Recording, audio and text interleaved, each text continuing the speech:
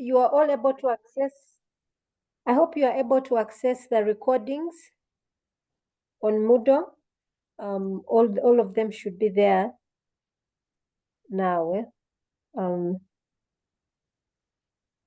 Okay, Gisha says yes, so that's good. So let's begin looking at literature review.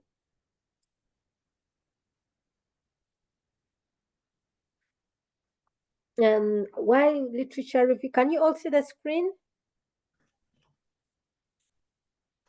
Yes, we can. Yes, doctor. Yes, we can. Okay, let's begin with literature review and research problem. This is a key point in research. We've looked at concepts and we've looked at research methods. These are basically it's the meat behind it, but now we want to see how to actually begin. How do we begin? And we kind of preempted something of it when we spoke on Wednesday, when we began to talk about what is research, what is a research problem, and how do we identify a research problem.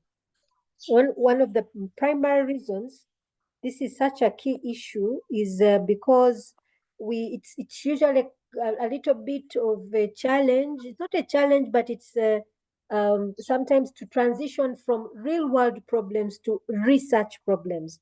So literature review is a key point for us to begin with. And let me see if I can.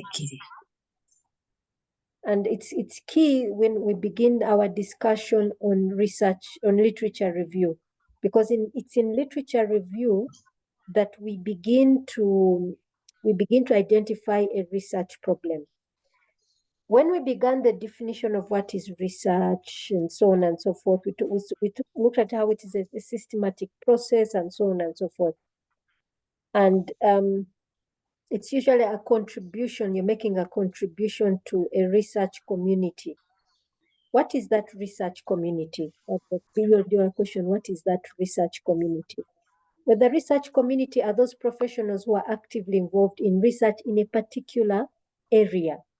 So there are people who are, let's say, active in COVID-19 research, and they continuously publish findings and new phenomena that are arising in COVID-19. So take an example, you may find there are scientists right now, medical professionals who are doing research and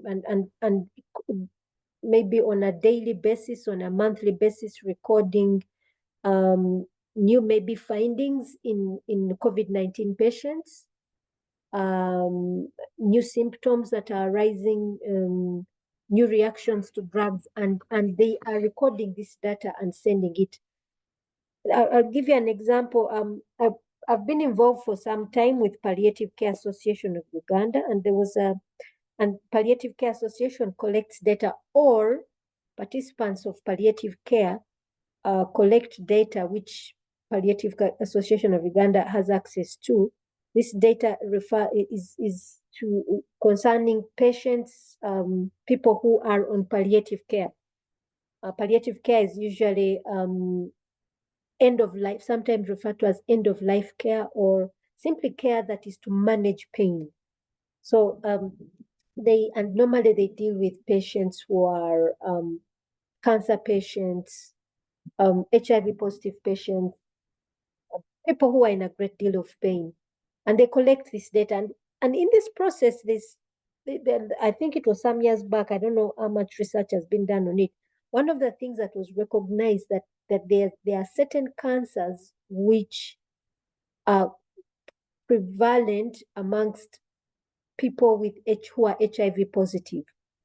So that kind of information, that kind of finding, it's published, that's one. And then two, from that publication, it prompts other research, maybe to find out why is there a correlation between a certain particular type of cancer with those who are HIV positive. So those publications, so you find that is a research community on its own. So also in IS, there's a research community in IS, there's a research community in information systems in healthcare. There is a research community in ICT strategy. There's a research community in enterprise architecture, in TOGAF research.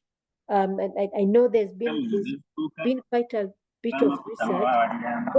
Rose, would you like to mute? Rose, okay, thank you. Rose, do you have a question or do you want to mute?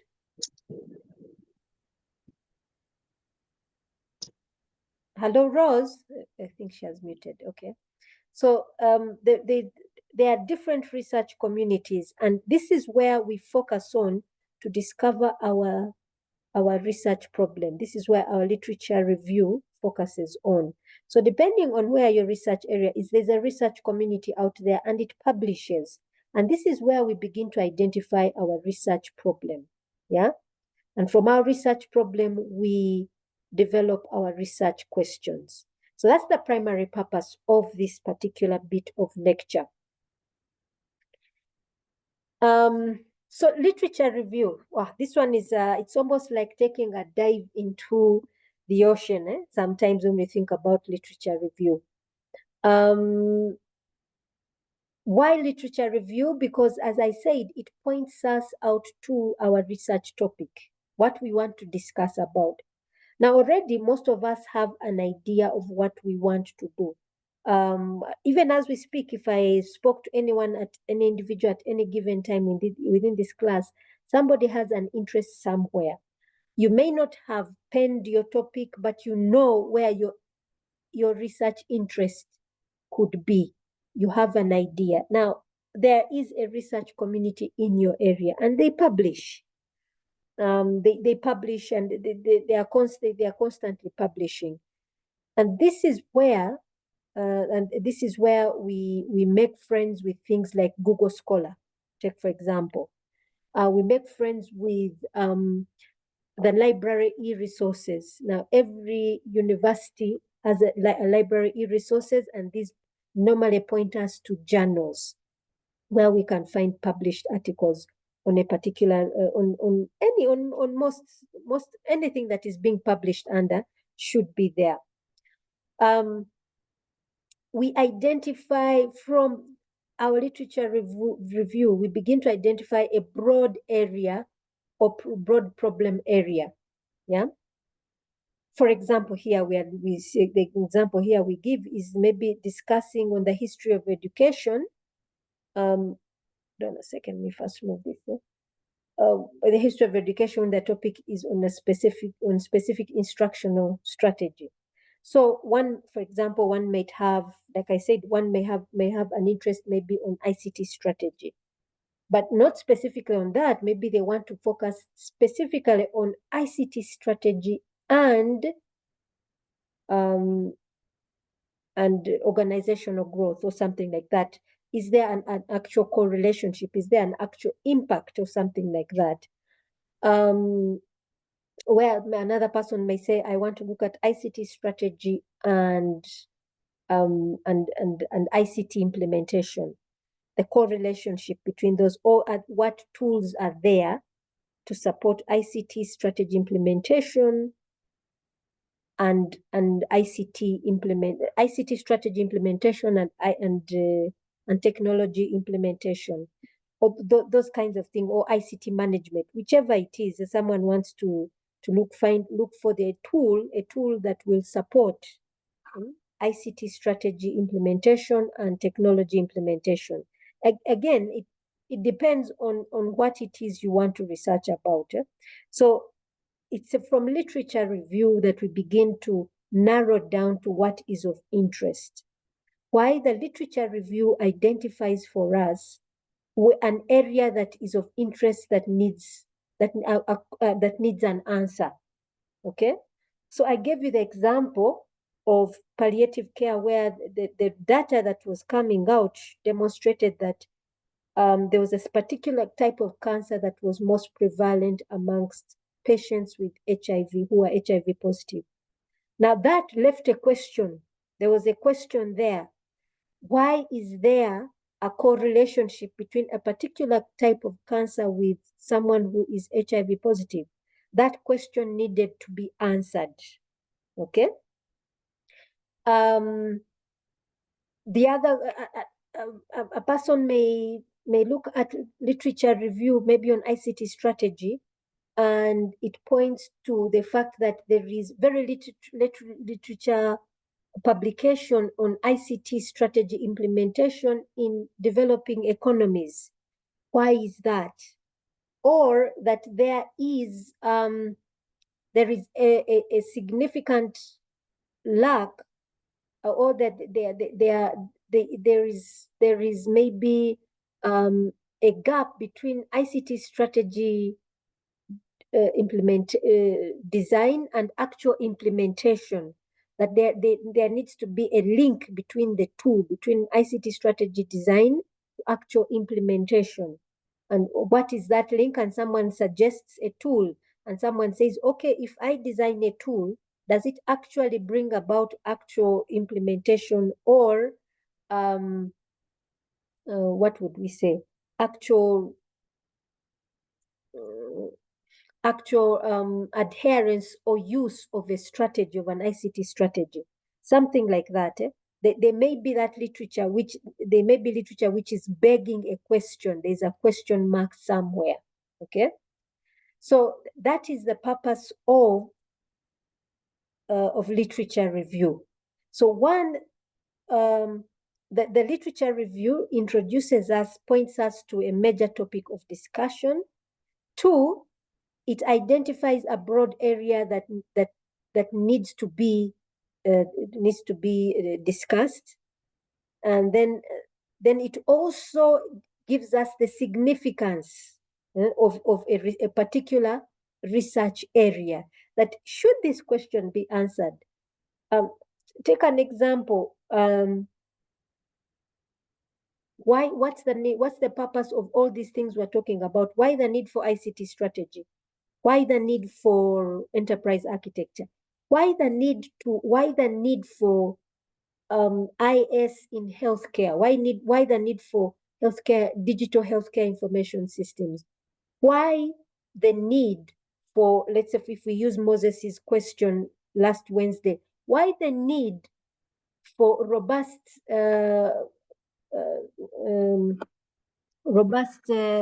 accounting systems in an organization? Why? What is the significance about it?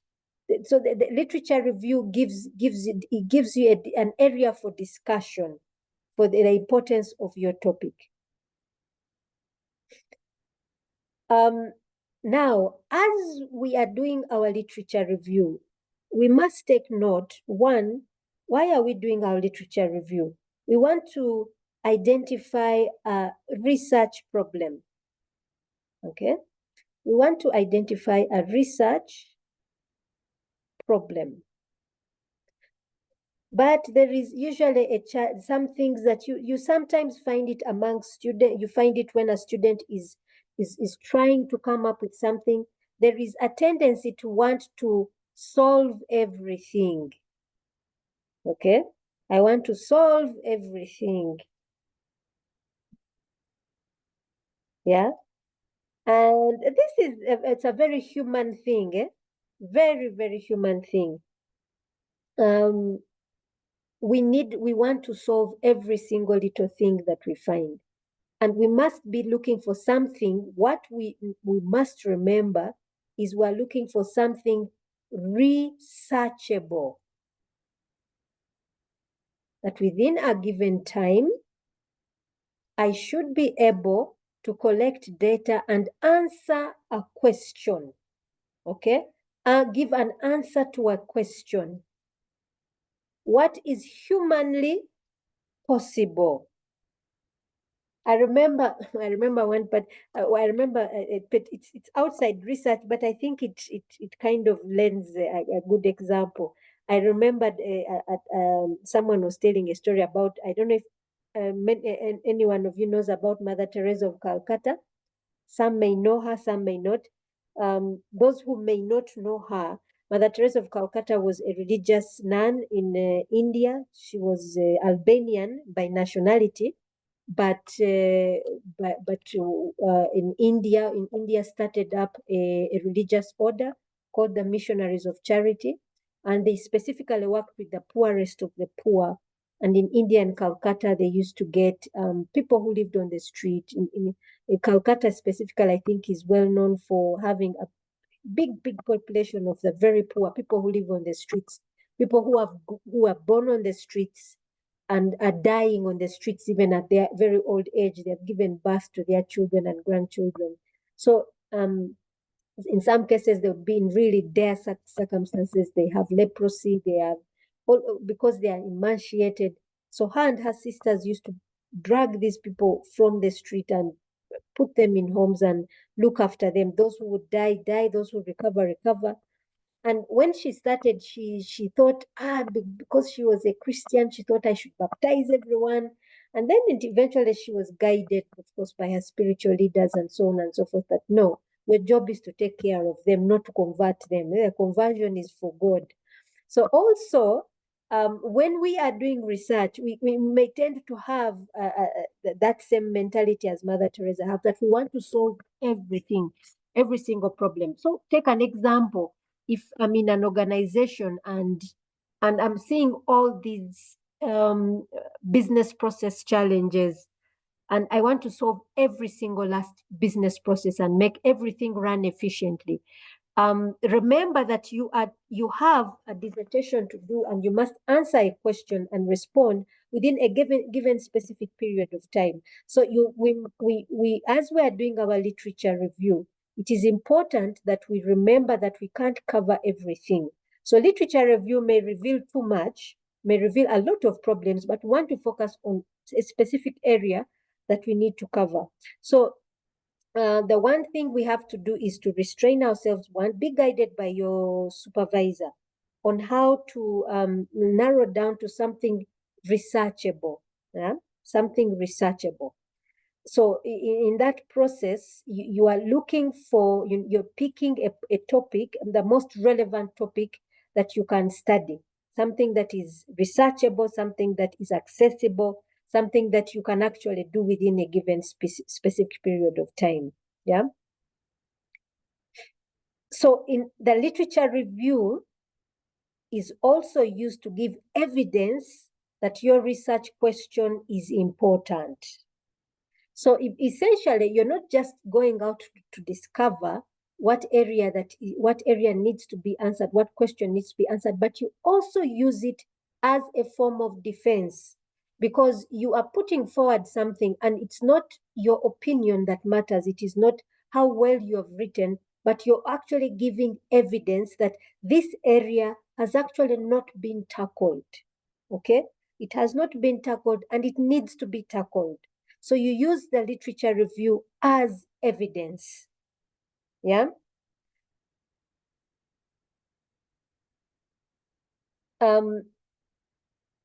Again, on literature review, cover research relevant to all variables being studied. Yeah. It is important to cover research relevant to all variables being studied. So what do we mean? Let us say I am looking at ICT strategy. So if I'm looking at ICT strategy, what am I looking at? Am I looking at design and implementation?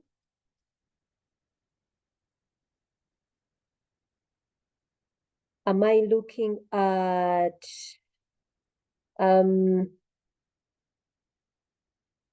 when we implement something like strategy and policy, we are talking about actual, I forget the technical term. I don't know if it is actual adherence or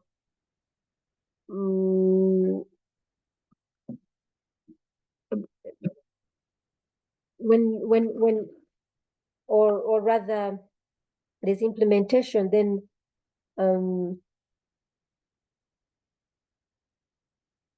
let's say actual what's the technical term? I keep forgetting the technical term, but anyway, we'll think about it. When the organization is actually utilizing the strategy in its business processes or in whatever it is, it's actually being implemented and adhered to at every business level within whichever organization. So the question is, what are we looking at? And then one may say, okay, I'm looking at, let's say, actual utilization or use Is it of compliance? compliance. Thank you for that word, compliance. Compliance. So the question is, what is it the person is trying to cover? The person may start with ICT strategy in general, and then move to why is it important, significance. Then the person then move to next on how how many organizations or evidence of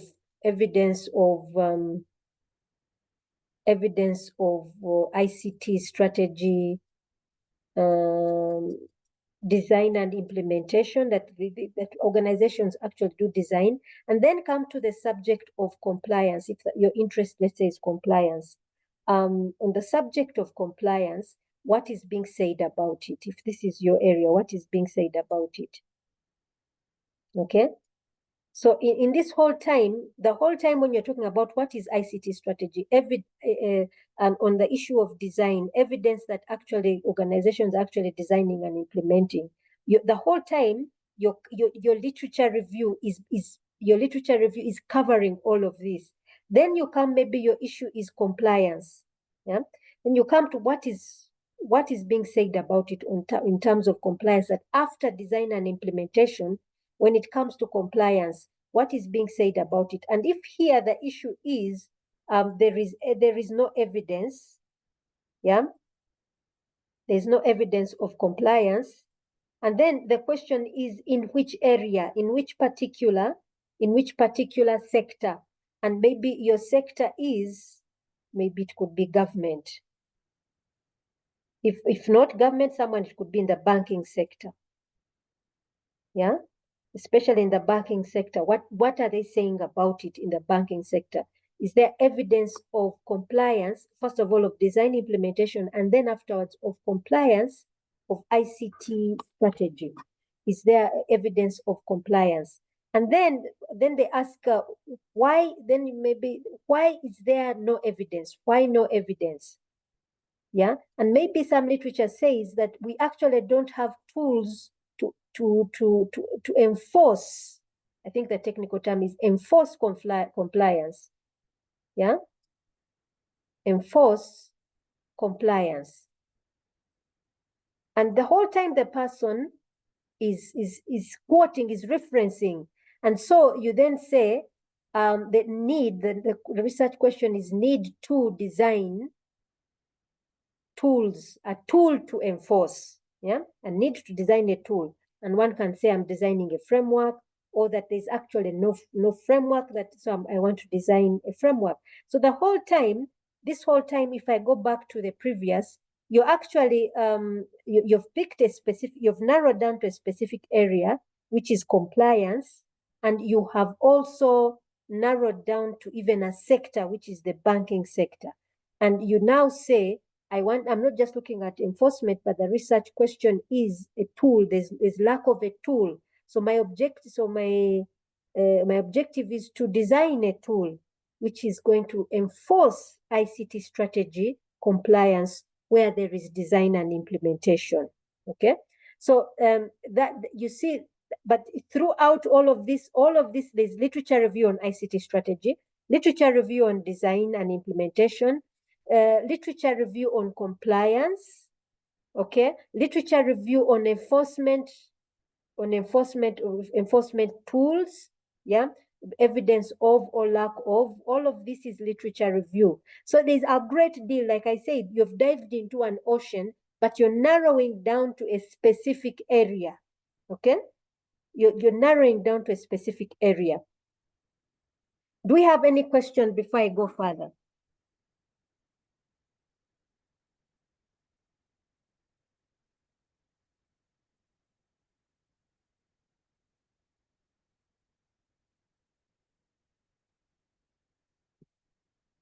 Is there any question? Let me check in the chat room.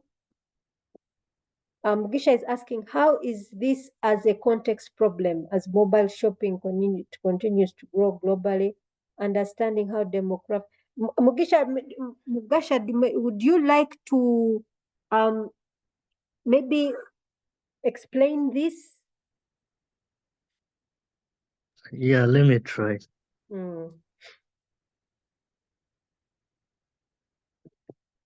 Mobile shopping behavior, user mobile shopping behavior based on the demography, like Sorry, that sorry, about, is it only me, but you're breaking up a bit? I don't yes? know if it's my Hello. side.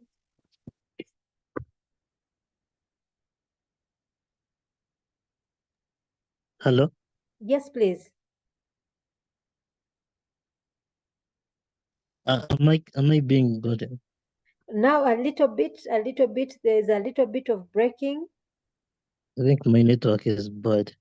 So, so I was saying, like, looking at user mobile shopping behavior based on the demography, like age, gender, sex, and seeing like that, like looking at that, so that you can know whether to improve on a particular part of it, so as to maybe improve sales and all that, like improve on the strategy based on the data obtained from the research. Okay. Let me try and understand this a little bit better. Sometimes I prefer to draw something so that it makes better sense. So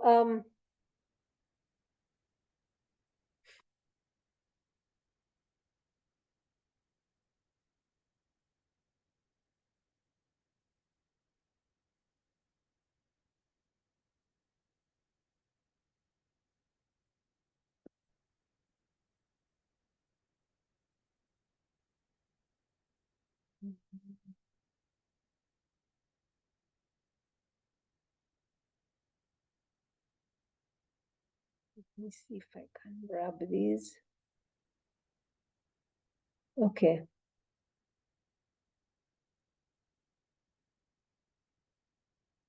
Oh, it has a kind of an erratic.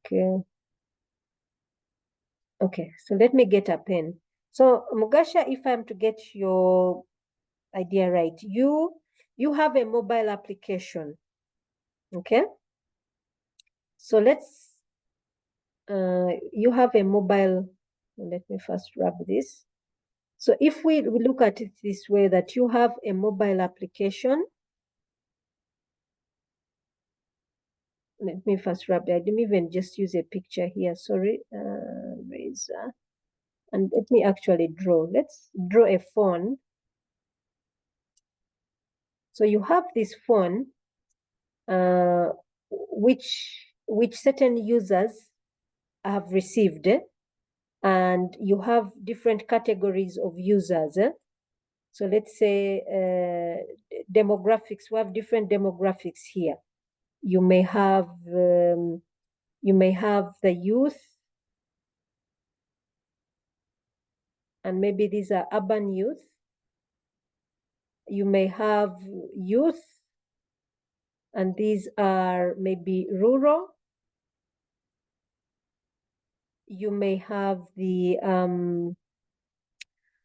apart from the youth, you may have the would we say what those who are outside the youth bracket, that like the us who are in our 40s and above, what do we call those? Middle-aged? Are we middle-aged? Those of us who are close clocking, about to clock 50?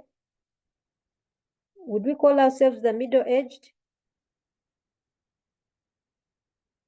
Aren't you boomers? We are called boomers. I'm not sure, but Okay, let me erase this and let me call us boomers. As you say, I don't know what boomers means.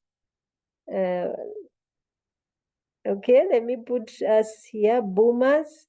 We have boomers who are urban, and then boomers who are rural.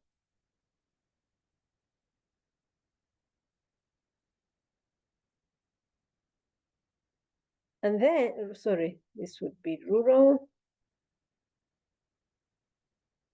And then, if I'm to put this further, amongst these, the youth, you also, the urban, you have those who are,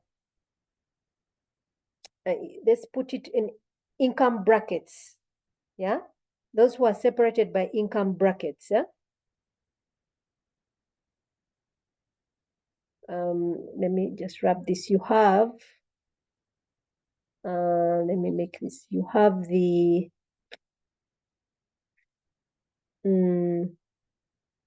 what do we call them? You have middle income earners. Then who are the others?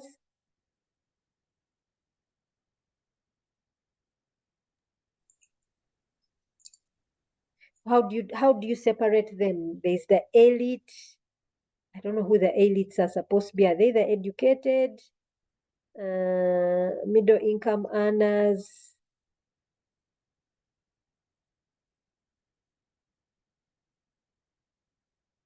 So on and so forth.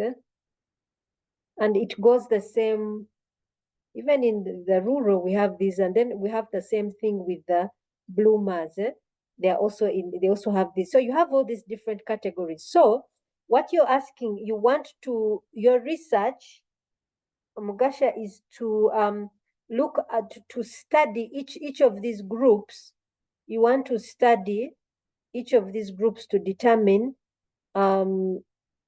user behavior, or is it, what specifically do you want to study here?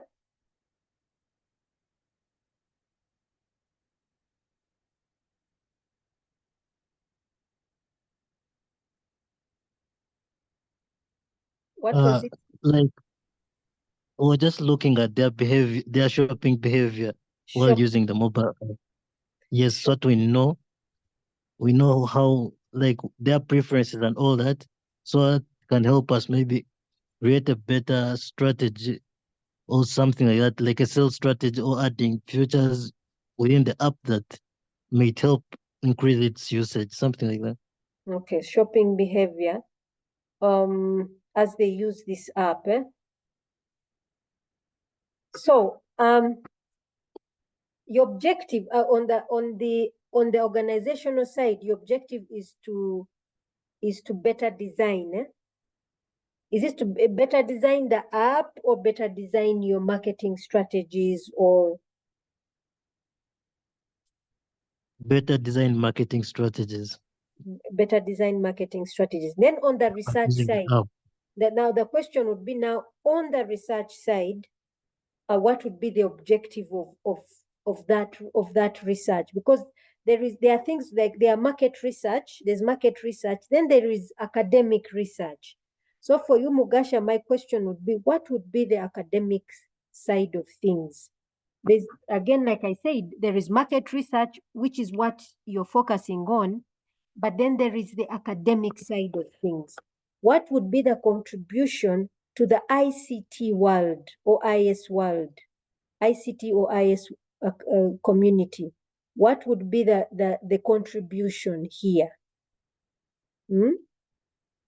That's what I'm trying to find out, That Doctor. is, so now in literature review, what I would advise you, since that we're on the subject of literature review, the question is, what then do you need to do? Do you need to focus on literature review? Knowing that maybe this is something, a project maybe you have ongoing in your place of work, And now the question is, how do I turn this into an opportunity for my academic research?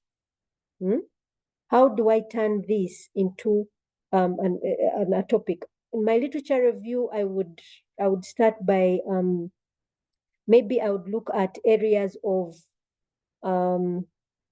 mobile applications and online shopping. Mobile apps and online shopping.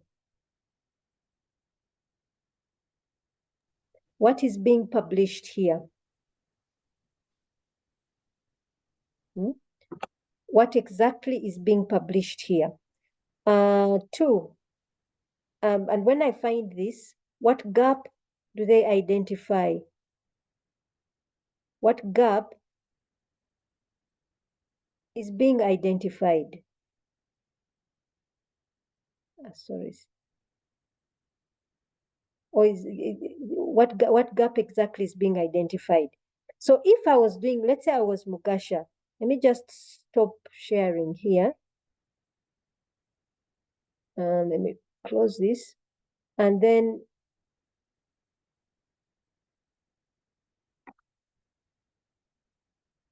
let me share my browser now. So if I went to Google Scholar, I think all of you know about Google Scholar, yeah? Yes, we do. Yeah, it should be a very good friend. If I went to Google Scholar, I'm Mugasha right now. I go to Google Scholar. I begin to search for information. So I start looking for mobile applications and online shopping. Let us see what it gives us. Okay. And here, the latest I'm seeing is of 2020, measuring ease of use of mobile applications in e-commerce retailing from the perspective of consumer online shopping behavior patterns. That one is a good one, although this is not accessible. It is from Elsevier. One of the things you do if you have something like this, which is inaccessible, you can send the link to the library, for example, Umu Library, and the librarians can help you gain access. Yeah. Here's another one, use of mobile apps in online shopping, scale development and validation. This is something that is downloadable. Let me just download it and see. This is from ResearchGate. Okay, let me see if I can open it and share that screen.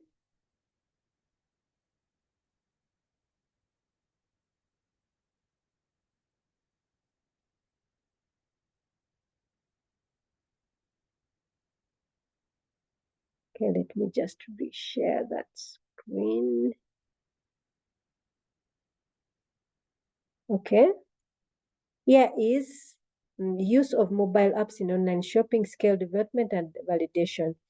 This research paper focuses on development of two scales to measure the applicability of technology acceptance model and shopping motives behind the use of mobile shopping apps. Qualitative and quantitative techniques were employed to develop and validate the scales. An item pool was generated using a review of previous literature in-depth interviews with online shoppers and experts from retail industry. Based on quantitative analysis, two scales of mobile technology acceptance and motivation towards using mobile apps was developed. The item pool for both the scales was generated through a review of existing literature, interviews with experts, blah, blah, blah. So now it looks like these particular researchers developed a scale to measure acceptance. Now, Mogasha, on the side of ICT, because this is a good contribution for ICT, I would say, let us design an app.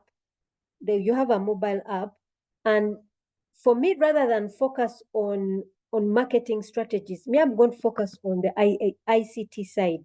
Because term is a theory that was developed for the ICT side, and I want to contribute to it. So I want to validate this scale, whether it actually does support acceptance. So I design a mobile app and I implement, I evaluate my mobile app based on this scale to see if it does actually bring about, it does actually support indication of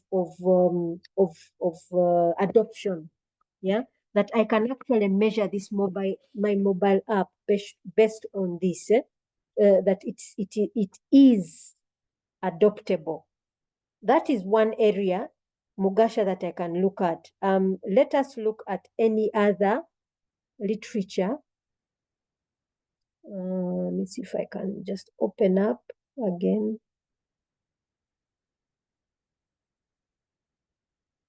Sorry, let me close this.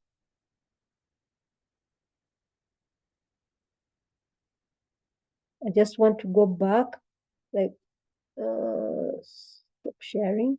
Let me go back to, okay.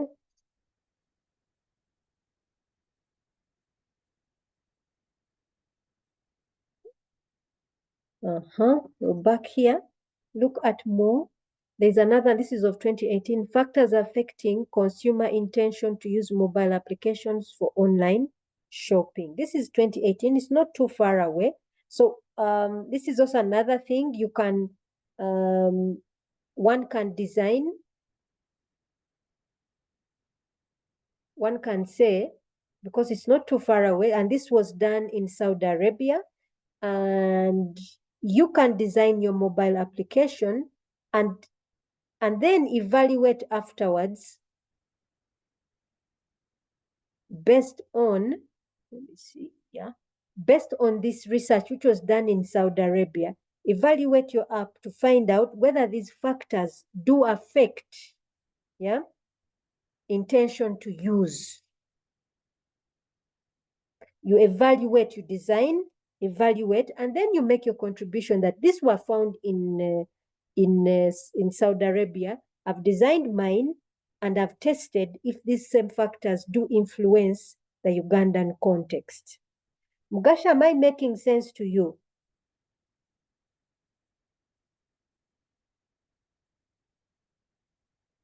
Let me first hear from Mugasha before I hear from Arthur.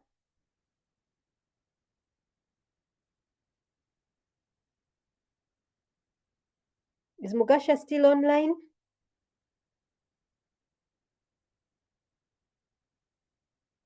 Okay, if Mugasha is still thinking about it, Arthur, could you please give us your question or comment? So I think Blazer dropped off by his back. My question is this, Doctor, that if now I'm basing my research on evaluating another person's research, then in terms of data literature for the project that I'm doing, it feels like now my scope is really narrowed down. Let me explain what I mean when our research is based on somebody else. Let's consider Mugasha's example. We have given two areas. We have one group of researchers who are proposing a scale for let me just pull this back. Let me first share another one. I think it's this one, yeah. These researchers are proposing, the research focuses on the development of two scales to measure the applicability of technology, acceptance model, and shopping motives. So for them, they are proposing a scale to measure adoption of a mobile application. Adoption of a mobile application, okay? They are proposing, this is something they are proposing to the IS world. Now, since they are proposing it in their research, that this is a measuring scale we can use to measure acceptance of a model. Now, what does Mugasha do? Mugasha says, looks at mobile applications which are being developed in Uganda now. And he says, and he wants to measure if his mobile application, if he designs and implements one, is this mobile application, can this scale actually measure adoption? So he implements it in his own context, different from their context. He implements it, and then he implements his mobile application, and then he goes to his users and uses the scale these researchers propose. These two scales that they to measure applicability of technology acceptance. And then when he uses it, he reports back. He reports back on from the perspective of users if it does actually demonstrate user perception. Does it give him an accurate picture of whether these users are accepting his mobile application or not? And he reports back with and it makes a contribution. His research makes a contribution to these two gentlemen's research on whether their scale does actually give an accurate picture of acceptance or not. That is one area. The second one was on factors influencing.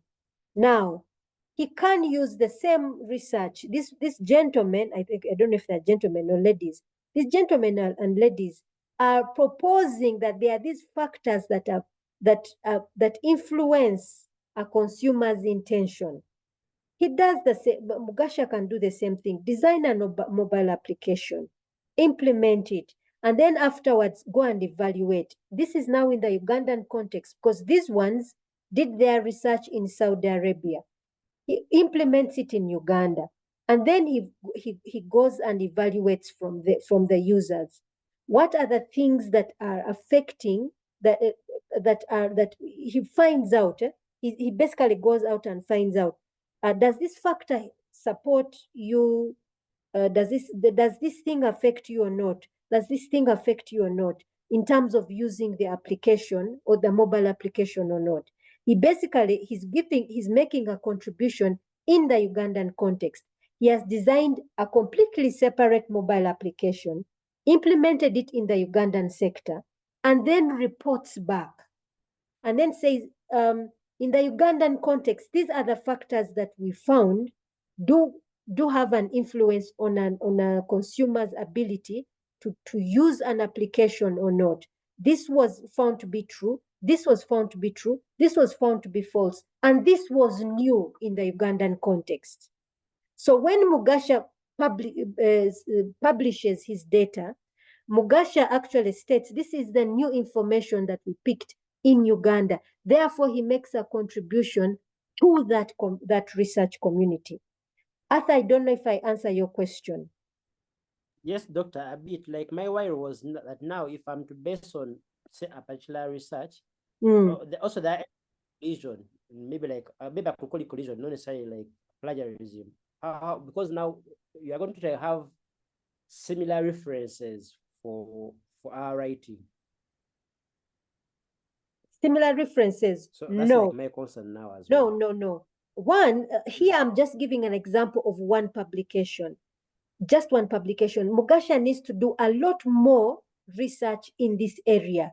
He probably, how can I put it? By the time you're done actually picking a research topic, you've probably downloaded, let me not scare you, but about 80 articles. Arthur, I don't know if you understand. Because you really need to have a very, very clear picture of what it is you want to do. It isn't that it is one thing that is that's one article that you're going to base yourself on. No, it's a lot more. Mugasha also has to talk about the significant. He first of all has to understand why are mobile applications important for the Ugandan sector, for the Ugandan e-commerce business sector. This is something new. Why is it important? Of what significance are these mobile applications to the Ugandan online shopping community? How many have been implemented so far? How many businesses so far are using mobile applications. What are the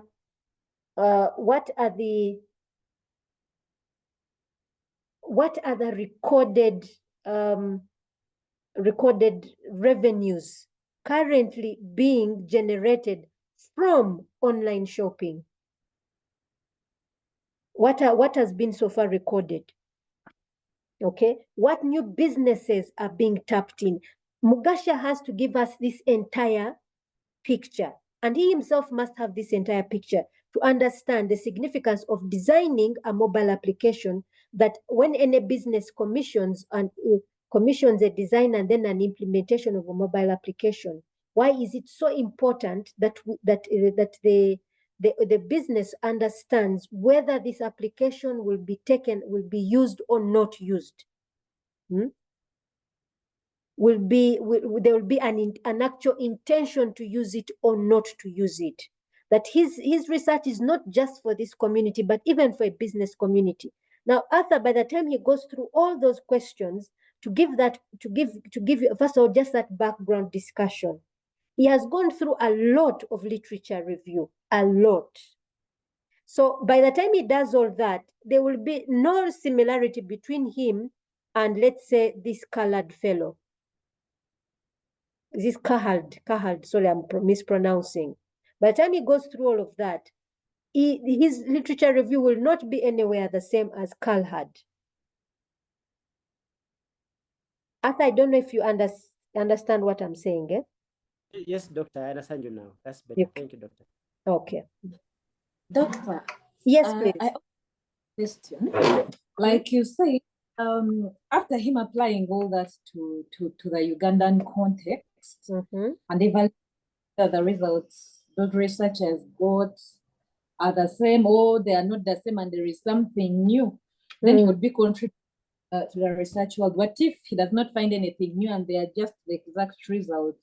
Should he just report it as such? Exactly. Whether positive or negative, you report. Oh. Yes. You waited the whole situation. Yeah, because these are two different contexts. The other one was in Saudi Arabia. This is Uganda. Okay. Yeah. Okay. Do we have any other? Yes, please. Yes, Winfred. Good evening, members. Now, Dr. Mine is just for purposes of also clarity. If for you to, is it a must that you must have enough of the literature review for you to come out with a good topic, or because there are some topics which have scarce literature review? So does that mean that that kind of topic should be ignored and we go for where things have already been already evaluated and discussed, something like that? Okay. For example, I'm going for to. example, I want Doctor, to just give... I have this one. I just need your guidance on this. I look at a scenario. When I look at the impacts of ICT, the enormous impact of ICT vis-a-vis the environment, I realize that the impact cannot be measured. I don't know if I'm wrong or right, doctor, you correct me, but I imagine that IT is still changing day in, day out. There are new changes. The technology is running so fast that measuring it may not be easy. Okay. Now, but then I look at the environmental part. And then I want to imagine that we need to come up with a kind of either policies and regulations as a way of contributing to the ICT world, that the innovations should be in line with the environmental sustainability. Now, Winifred, you're kind of preempting your work, which you sent me, but let me explain what we go through. What if I were you now, what I would be going through in terms of literature review. You are looking at e-waste. Yeah? Yes, madam. So specifically e-waste. And e-waste, and specifically you want to look at what exactly? E-waste, I'm looking at the carbon footprints.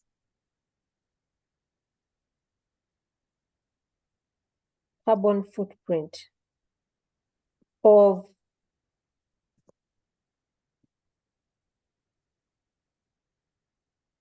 what exactly?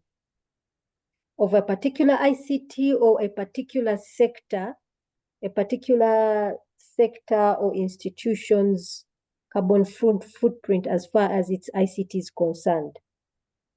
I'm looking at the emissions generally, the emissions from the ICT gadgets that are being used.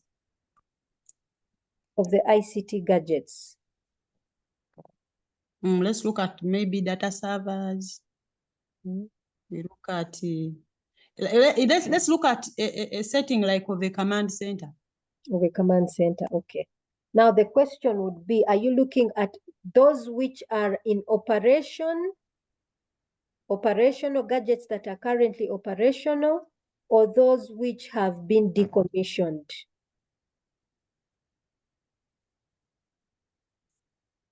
Pardon, doctor? Now, with ICT, especially we talk about e-waste, we have ICT which is currently being used. For example, I am using my mobile phone. Are you looking at the carbon footprint of my mobile phone or the laptop that I'm using right now, or the router? Or are you looking at ICT which has been decommissioned or disposed of? For example, when an organization, any organization deploys ICT, it has a lifespan, okay? So a lifespan, in that time when it's being used, that's when it's operational. Then there's a time when it's decommissioned or disposed of, yeah? So are we looking at that? Which particular ICT are we looking at? Those which are currently operational, or those which are currently in use within their lifespan? In use, madam. In use, those are currently within their lifespan. Now, before I go, my first question, before I want to think about researchability, okay? On the issue of researchability, do you think it is within your profession, do you think it is possible for you to measure the current footprint of the gadgets which are currently set up, maybe set up in any, let's talk in a particular context, whether it is a command center or whatever it is? Do you think you have the technical ability to measure carbon footprint? To measure this carbon footprint? No. So that's the first thing. So that's where you begin to now eliminate, what should I be reading about? What should I be focusing on in terms of what is researchable for me as an individual? That's the first thing, because this one would require a certain kind of professional. There are those environmental professionals who can, so your profession affects you a lot. So for you as an ICT professional, what would you do here? The question is, what would you do in terms of management of e-waste? Management of e-waste. So the question would then be, what is there? What is doable in terms of management of e-waste? For example, in those e-waste that is operational and e-waste that we are disposing of, decommissioning. For example, the command center now would like to remove, for example, ICT. Let me speak in terms of ICT management. ICT will have an ICT strategy and a policy. In this strategy and policy, they will say, for the next 5 years, maybe we are the entire police department and maybe the command center will only purchase these types of computers, these types of cables, and so you give standards for what it is you're going to set up. You set up your policy, you set up your equipment. Then you have you operationalize. How are we going to manage our ICT? Then within your strategy, you may want to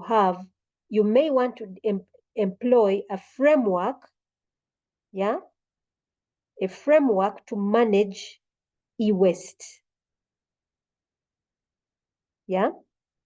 That within your ICT strategy, you have compliance to e-waste management.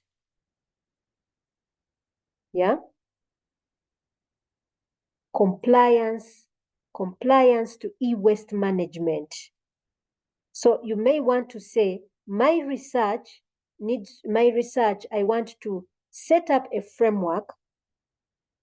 Now, the first thing you may say, I may want to set up a framework, but before you do that, the first thing you do, now let's say we have narrowed down to, we want to look at management of e-waste within our profession. Let me first wrap this. The first thing, as I do my literature review, let me wrap this and have something clear. Oh, is there some, can I delete? Clear page. Yeah, that's good. So now I want to look at e-waste management.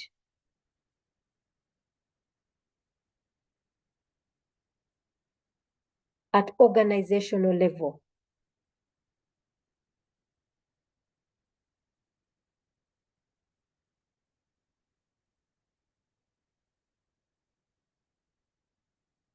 And specifically, I want to look at tools for e-waste management. So now if I say that, Winfred, let me first close this and go to Google. Let me see, does they have Google page? Yes, it is open. And then if I say, I put here, tools, I can start generically, e-waste management.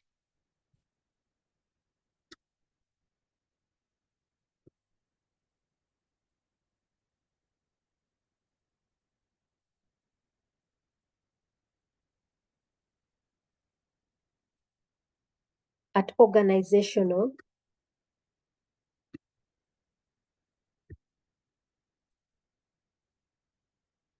maybe, or let me put corporate e-waste management, corporate e-waste management. Let's see what it brings us. E-waste management issues and strategies. This is India, finding the link between corporate financial performance and e-waste reporting, understanding e-waste management in developing countries, strategies and determinants and policy, e-waste management in Mumbai. Let me put organizational e-waste management.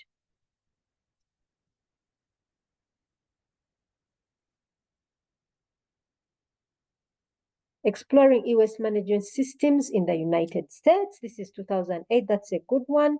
Understanding e-waste management in developing countries, strategies, determinants, and policy implementations in the Indian ICT sector. This is strategies for e-waste literature. All of these are good ones. E-waste management in India, issues and strategies, analysis of of barriers in e-waste management. This is also another going to move. It's 2022. Although it is Springer, we don't have access to it, but I think it's a good one. Analysis of barriers. An increasing amount of electronic waste is not a new concern. It has been causing trouble globally. Globally, this waste comprises valuable metals and harmful compounds that lead to detrimental environmental conditions. Managing this kind of waste in developing economies is difficult due to different barriers hindering the process. Therefore, the goal of this research work is to determine barriers while taking expert opinions and through available literature, and subsequently prioritize them to address challenges in e-waste management. Moreover, this study utilizes an integrated fuzzy decision-making trail and evaluation laboratory and blah, blah, blah, performance data determined from.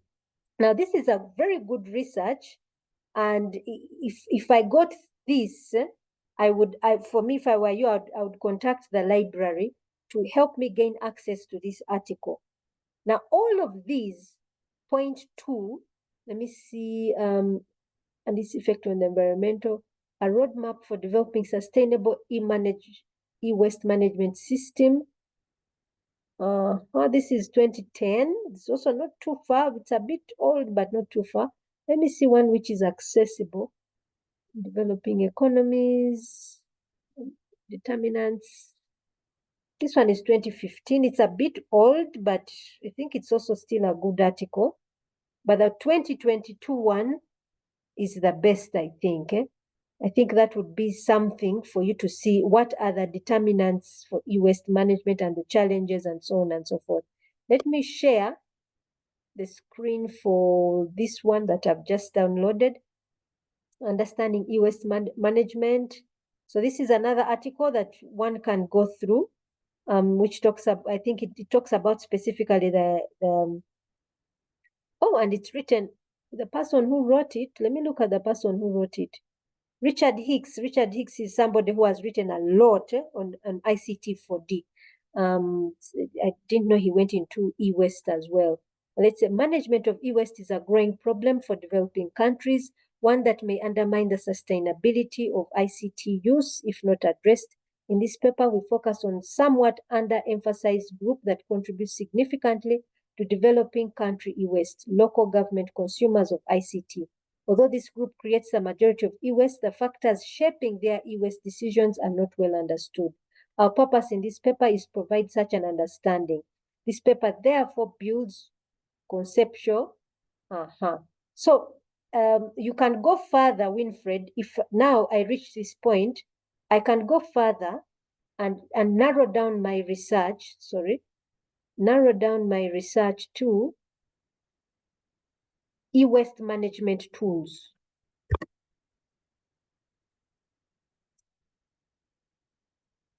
I've already picked some articles on e-waste management at organizational level. Then say, but here we've seen there's material flow analysis as a strategic tool in e-management applications, trends, and directions. So already, Winfred, you already have an article here. Again, it's not accessible, but the library can help you access it. Electronic waste management approaches. So this is another in 2013. Life cycle assessment and material flow analysis, two underutilized tools in informing e-waste management. This is at 2021. Yeah.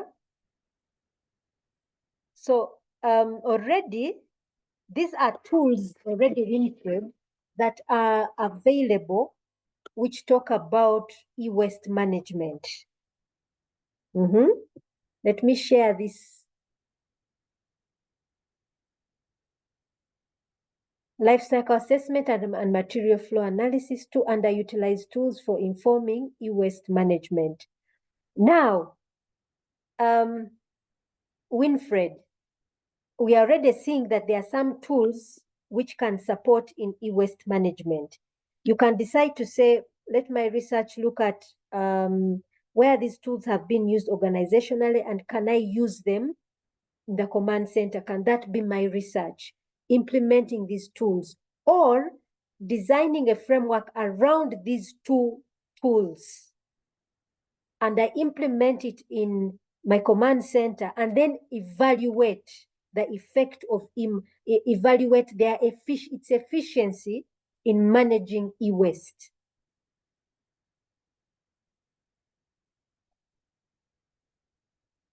Winfred, I don't know if I'm making sense. We have already seen in just two topics, just two areas, we have picked something, we've picked some information, and this information can help us build further on what we can do in terms of as an ICT professional. Doctor, there is something I would like to ask. Yes, please. On all the articles you've displayed, I'm Yes. trying to pick the actual literature review well explained, but I'm failing to do that.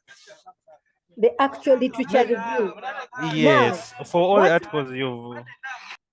Now, what I'm doing is actually reviewing literature. The only thing is I haven't put it in paper. Now, let me go further. I want to demonstrate to you how Winfred can go further in her research. Let me first stop this research and open a Word document.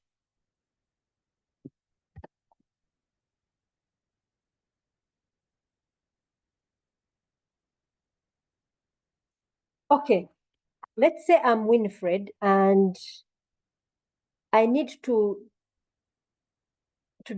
let's say she has decided she wants to design and implement an e-waste management framework. Okay, e-waste management framework. A case of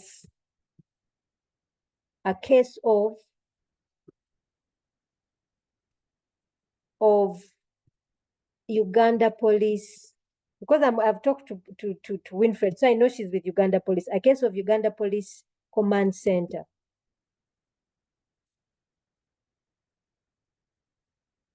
Okay. Now, Winfred wants to write. She wants to start by introducing. I'm just giving you a structure, a chapter structure. She wants to start by introduction. She wants to start telling us, as a writer, she wants to start telling us about e-waste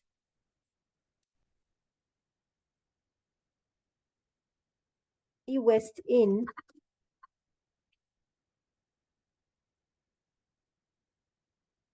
the current global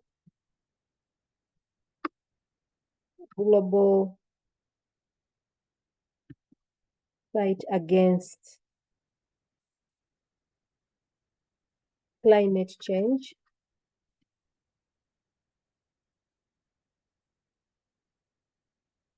and environmental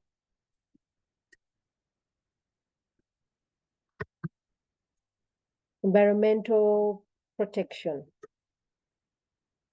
Okay. Now, let us say Winfred is writing her chapter and she wants her first paragraph to talk about e-waste in the current global fight against climate change and environmental protection.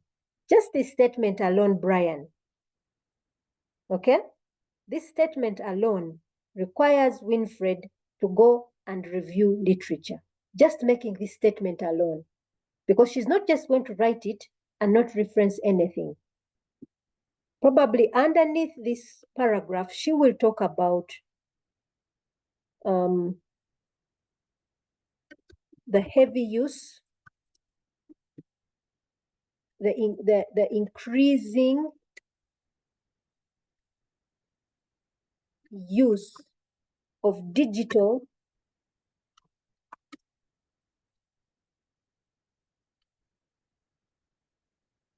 at a corporate, at organizational and and personal level. She's going to make a statement on that.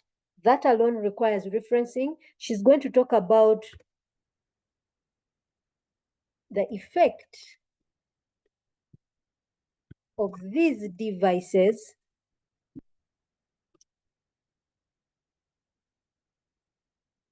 as they are disposed of.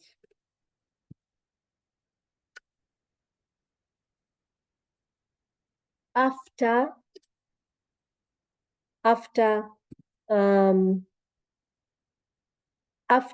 do they call it lifespan?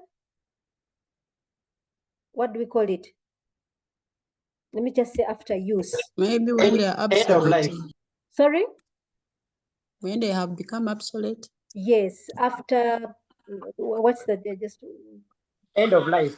After end, End of yes, life. and after end of life.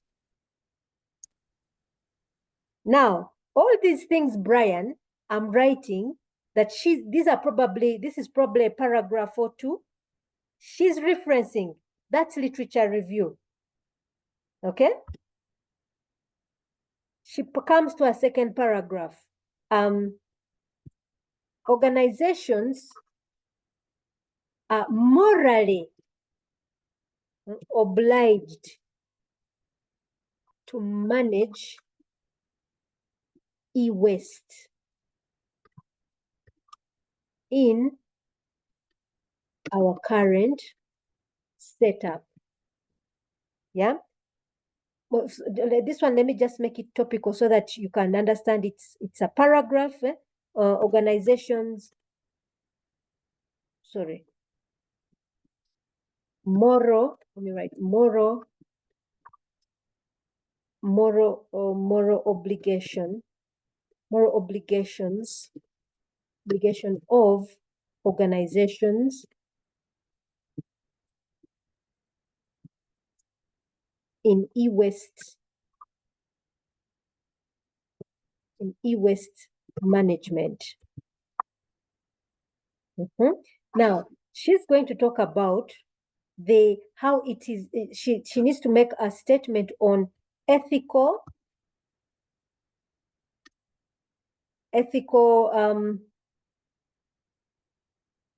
obligations,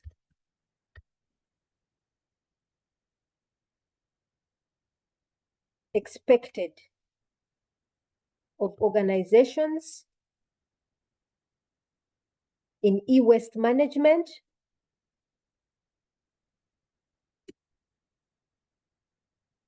Yeah, that's something already being that she needs to reference, and the need to integrate, the need to develop tools, the need for tools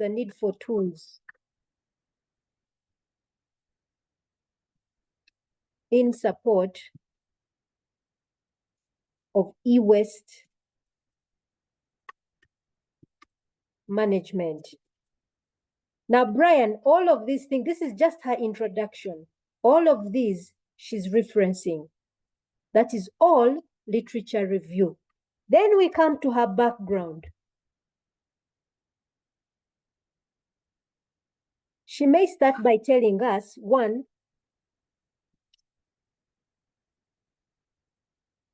what is e-waste?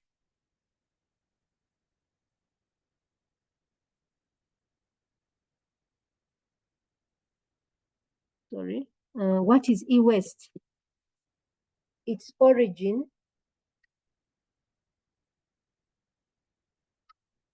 in literature, also in the history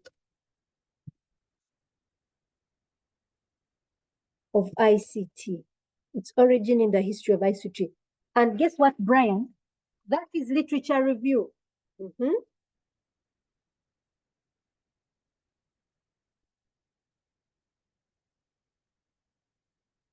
When did From the introduction to the background, eh? Yes, all of that is literature review, because she's not just going to be telling us from her opinion. This will not be her opinion. Yeah? maybe when did it, so on and so forth, you get the idea. Then maybe she comes to the question of e-waste in the organizational, no, sorry, let me e-waste in the, I want to talk about it in terms of organizations, in terms of, I know she's in police, so it's not a business. It's let me just say e-waste in organizational settings. So here she will be telling us what literature says, what kind of e-waste is generated by this sector at organizational level.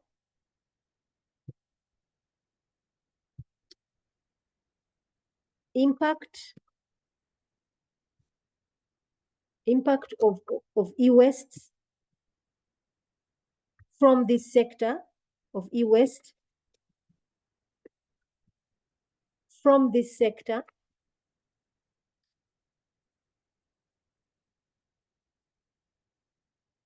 and so on and so forth. Then she will talk about e-waste management.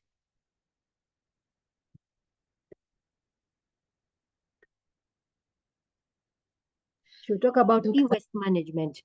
And as she talks about, now when she's talking about this, she'll talk about, she's now going to talk about what has been done, what has been reported on e-waste management, in terms of what is, first of all, what is e-waste management?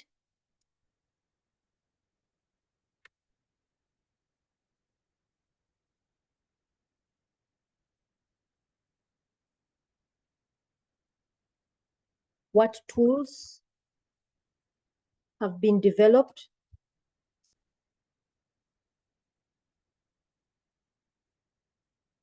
Implementation. What implementation in terms of what does literature say? What has been reported?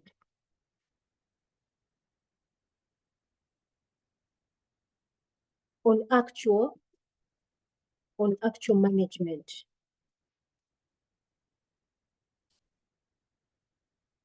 In developed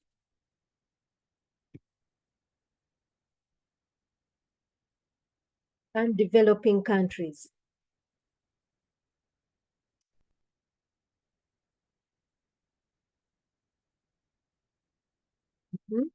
In developed and developing countries. What has actually been? All of this, Brian, again, is literature she's referencing. Yeah. So you see the extent. So then eventually she will come to the issue of the Ugandan context. The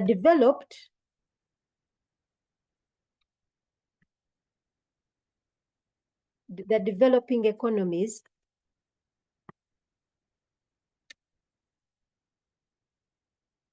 and specifically Uganda.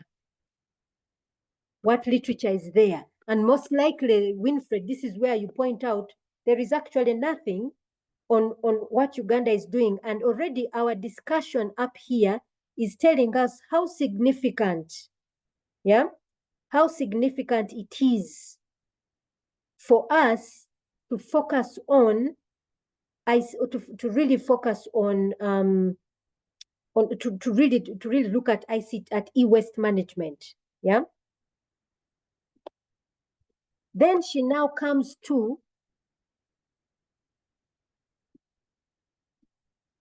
sorry, I need to move where I can charge my laptop. The battery is failing, but give me a minute.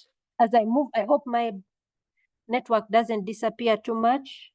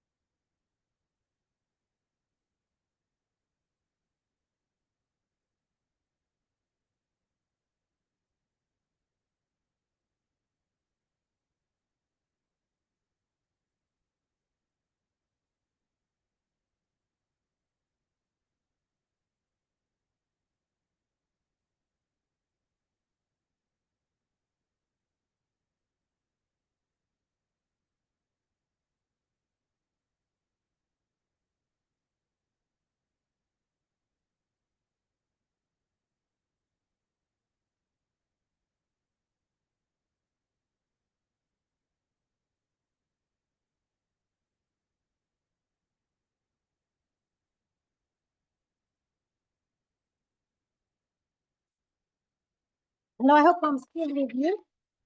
Am I still clear? Doctor. Okay. Yes, doctor. Okay. Yes, doctor. So after this, then she will focus on the actual tools for management.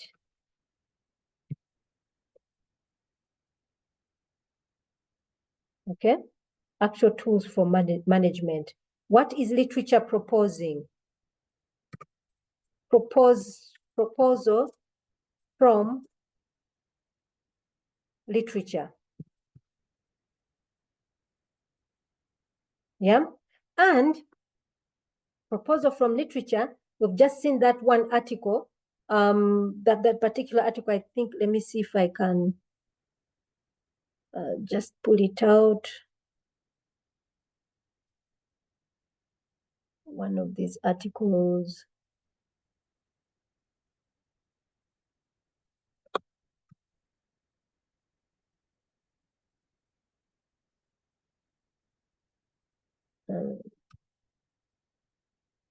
So this one would be, she would then begin to bring out the proposal of Wathanga and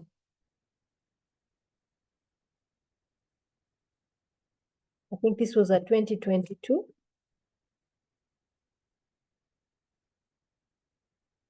If I'm not, I think it was a 2021, I'm not sure, I may be mistaken.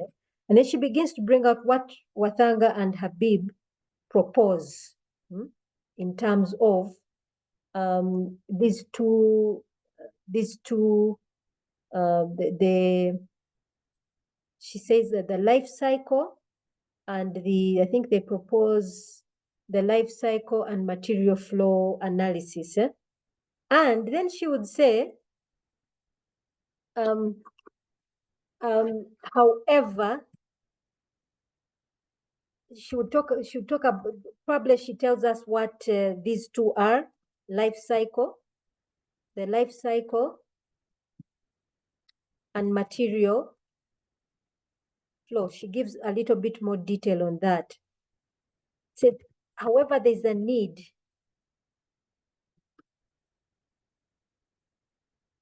after she has proposed this, then she would come to, however, there is a need, 7, need to combine the need for a generic tool that combines these two tools for e-waste management.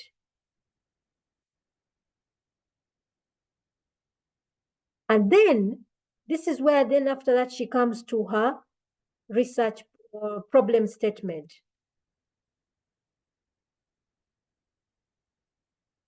Now, Brian and everyone else, at this point, with all this literature review, the reader is clear with what Winfred wants to do. Yeah, she wants to generate this framework. Once she wants to design and implement a framework for e-waste management. And notice, Winfred, in this whole time, we have not talked about Uganda Police and its command center. Do you notice, everyone, we actually haven't talked about the case study? Yes, doctor. We have talked about the research problem. And at this point, someone knows you want a management tool for e-waste. So when you come here, your problem statement is maybe 1 or 2 paragraphs, something short, which is emphasizing the need for an e-waste management tool to support organizations as they design, implement, as I said, throughout the life cycle.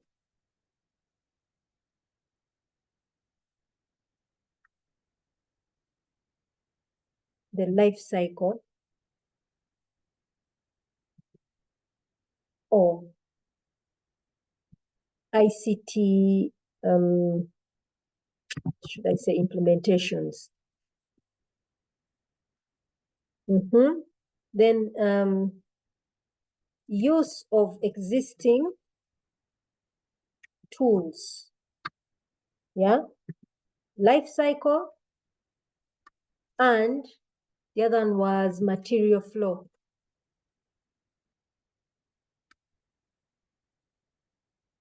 As a basis for the design of the tool. And then you come to your research objective.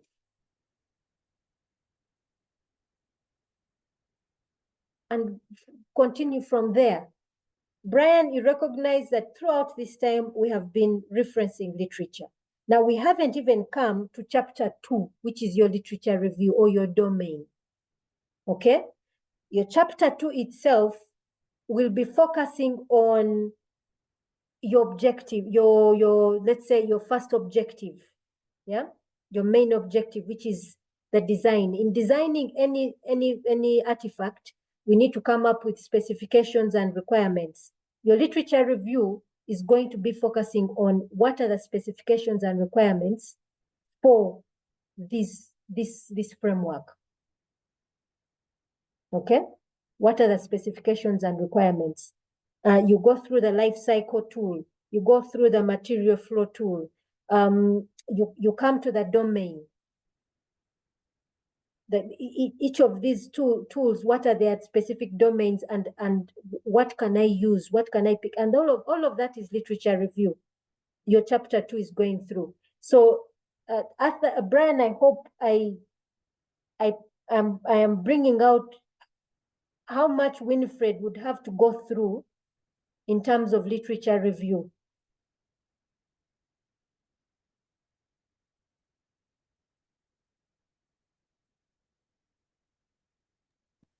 Doctor? Yes, please, Winfred. When is this abstract thing involved in this research? Because most of the research books, most of the research papers that I've come across, there's always that abstract. And it is always, I think, the first. Okay. The abstract, normally we find it in published articles. It may not be necessary. It's not necessary in our dissertations. At least I don't think it is. Not many people write abstracts for dissertations. It's normally, you normally find it in published articles, but not in dissertations.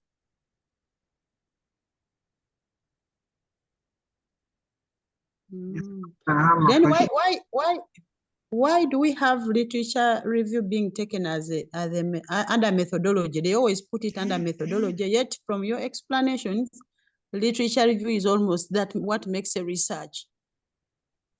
Well, you're saying, why is it part of methodology? No. I always see it being considered under methodologies. I don't know why. How is it taken? You have 3 chapters. You have chapter 1, which is basically an introduction of your research. Like what I'm giving you here is be like a chapter structure for your chapter 1.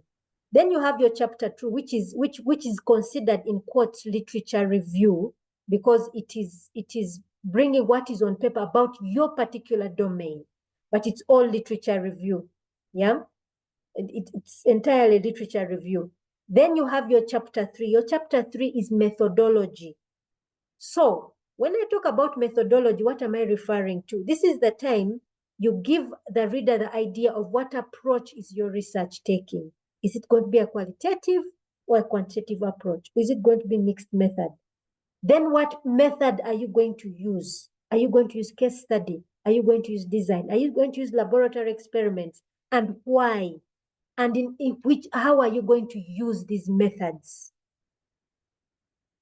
Then what tools will you use? Are you going to use interviews? Are you going to use questionnaires? So on and so forth. That's the methodology chapter.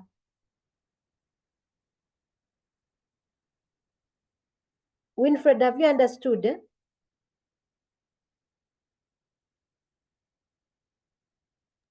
Yes, doctor. Yeah. But even in the methodology chapter, we reference, because if you're going to use case study, what is case study? And why is it important for your research? So you're still referencing within the methodology chapter. I have a question, doctor. Yes, Moses. And I have two, but let me first ask one. You respond, then I'll ask another one after that one.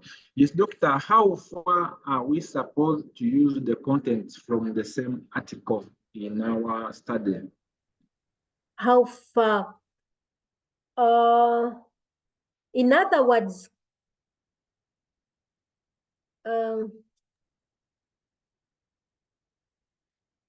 should I copy and paste what has been directly copy and paste? Is that what you're asking? Is that what I'm getting? Eh?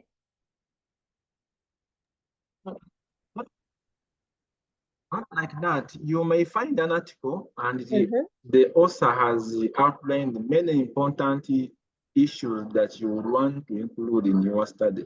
But to what extent would you want to include, reference such an article? Is there a limit, or so long as you reference? That's what I'm asking. As long as you reference it, one of the things is avoid copying verbatim. That's one. Two, I would advise use this technique of writing a chapter structure. Why? The reason when I write a chapter structure, I say, what do I want to communicate? In my introduction, for example, my supervisor will tell me, your introduction should immediately tell the reader what your area of research is and what you want to focus on. So I know I want to talk generically about my research, generically. So here I gave examples of just bullet points. So here, if I was Winfred, I would start saying, okay, as I start writing, what is my first statement on e-waste in relation to climate change? How do I want to phrase it as Sheba? Okay? So I phrase it in my own words, according to what I believe. Then I reference somebody. Moses, do I get somebody who is speaking in the same manner as I am? Moses, do you understand what I'm saying? Yes. Yeah. So when I begin to talk about the increasing use of digital devices, and I may make a whole statement according to Sheba, but I reference somebody else. So the importance of writing a chapter structure, it helps me organize my thoughts as Sheba and on how I want to discuss this topic. And it helps me be authentic, that I'm writing things according to Sheba, what I feel, but reference somebody else. So it helps you a lot in terms of that you ensure you're writing your own words, but reference somebody else who has the same thoughts and same mindset.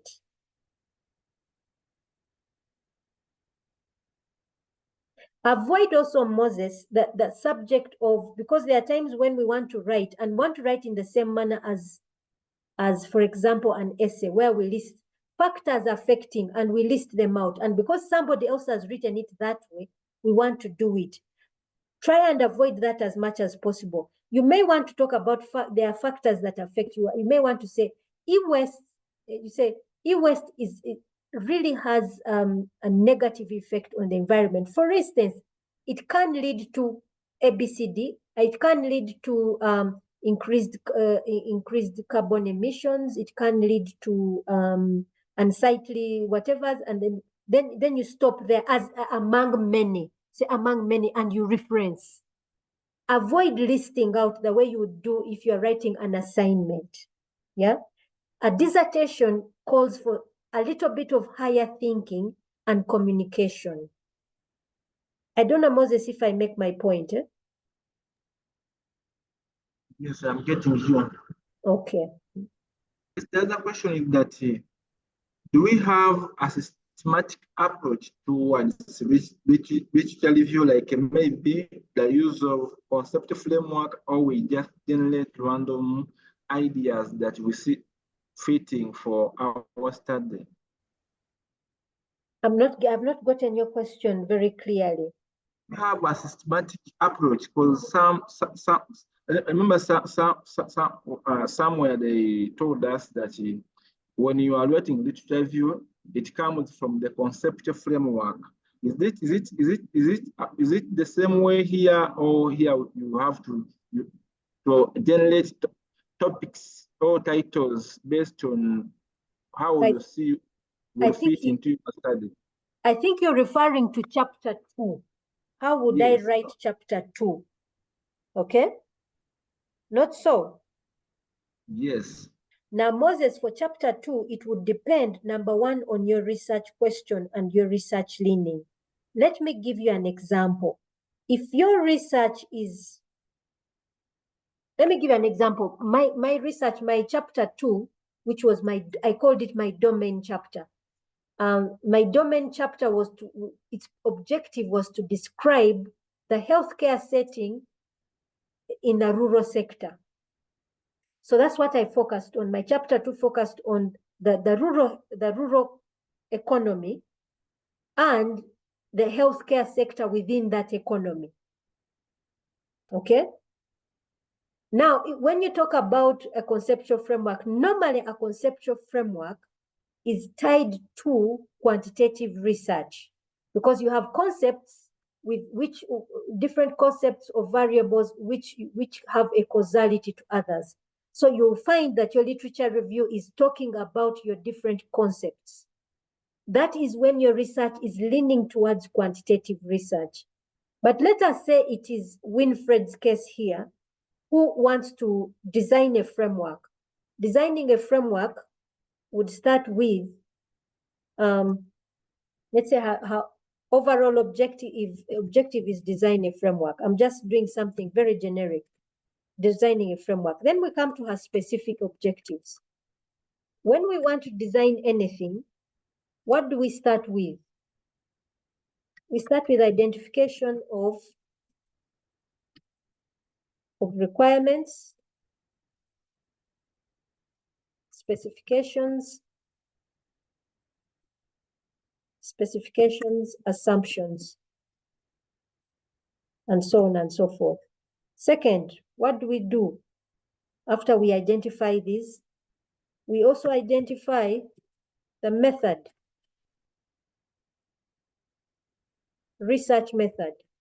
No, not even that. We may need to identify theoretical framework.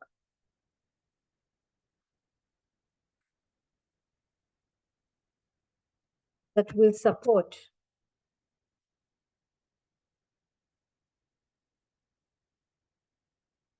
design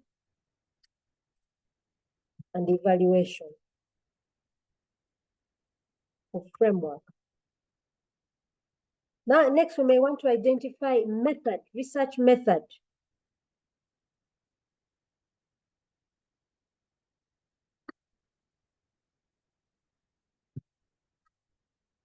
That will support design and evaluation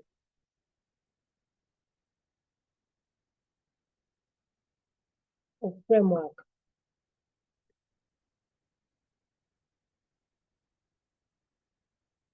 Then finally, we design and evaluate.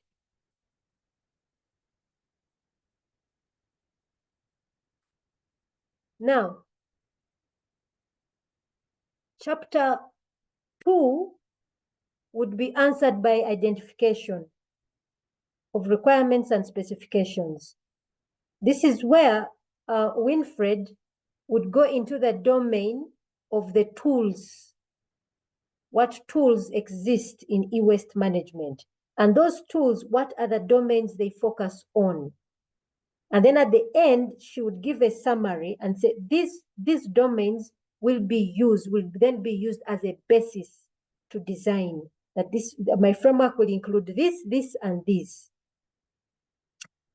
Theoretical framework, she would talk about any theory that she would use to design her framework. This would be also in chapter 2. Then her chapter 3 would be answered by research method. Then chapter 4 would be the design and evaluation.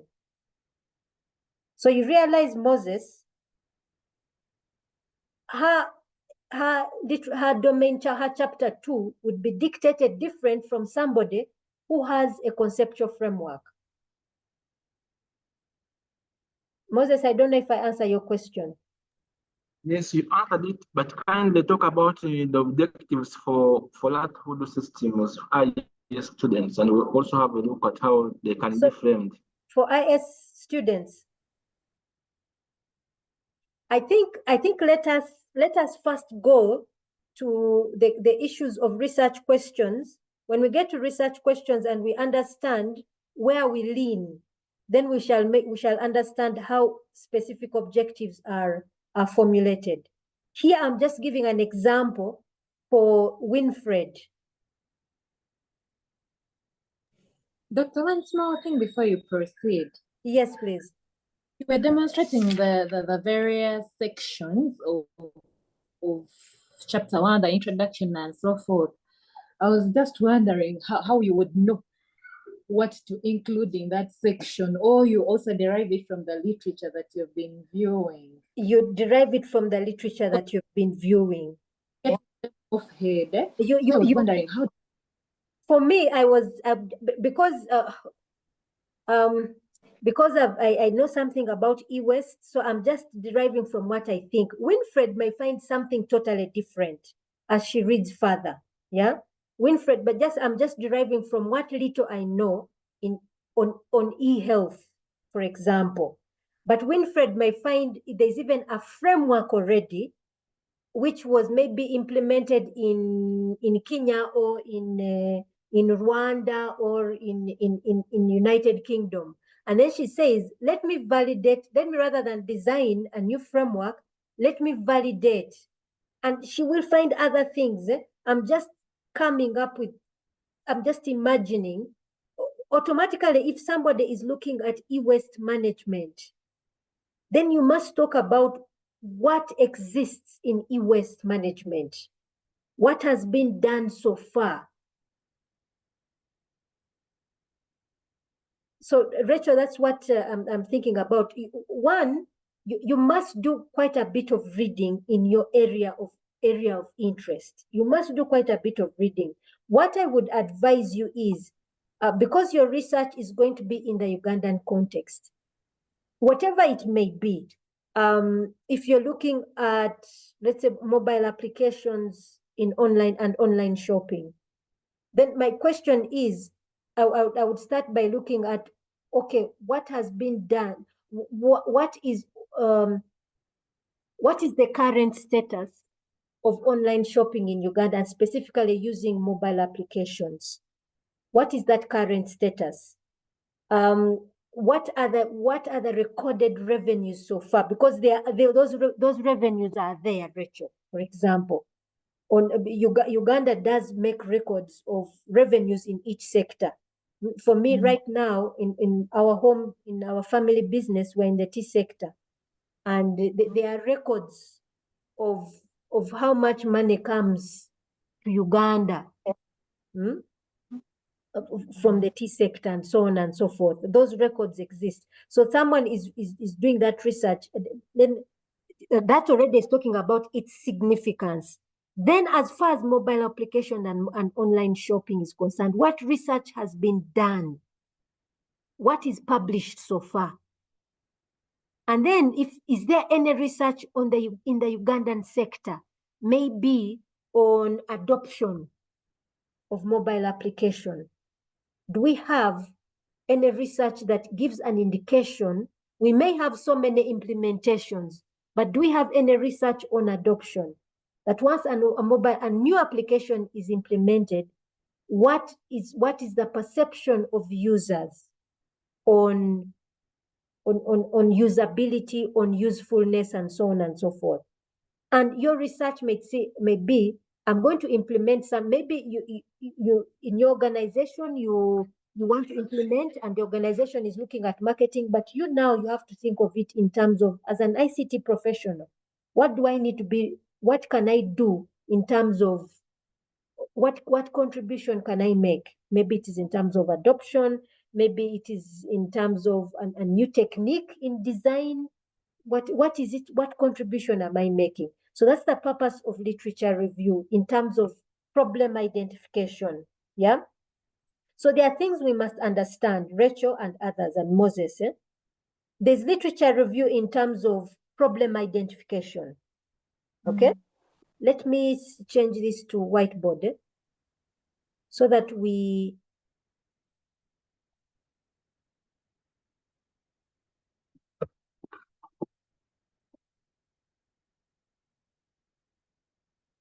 okay, so we have, in terms of literature review,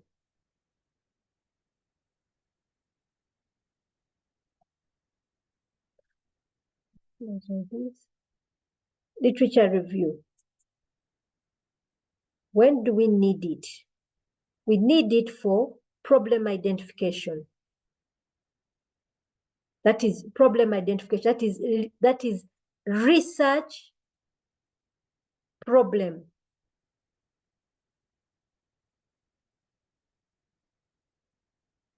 You need it in terms of background,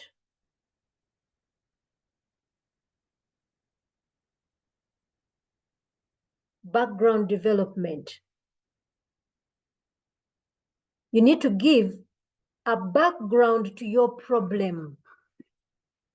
Okay? You need it in terms of domain. That is your chapter 2.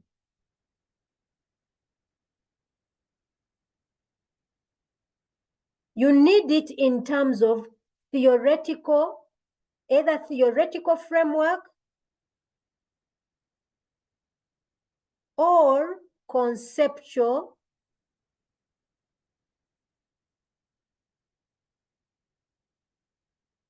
framework.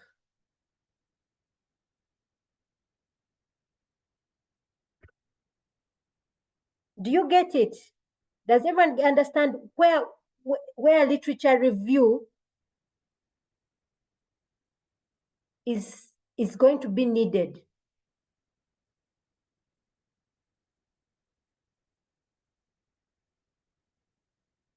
It's essentially throughout the chapter, it's only probably in chapter 4 where you have minimal literature referencing.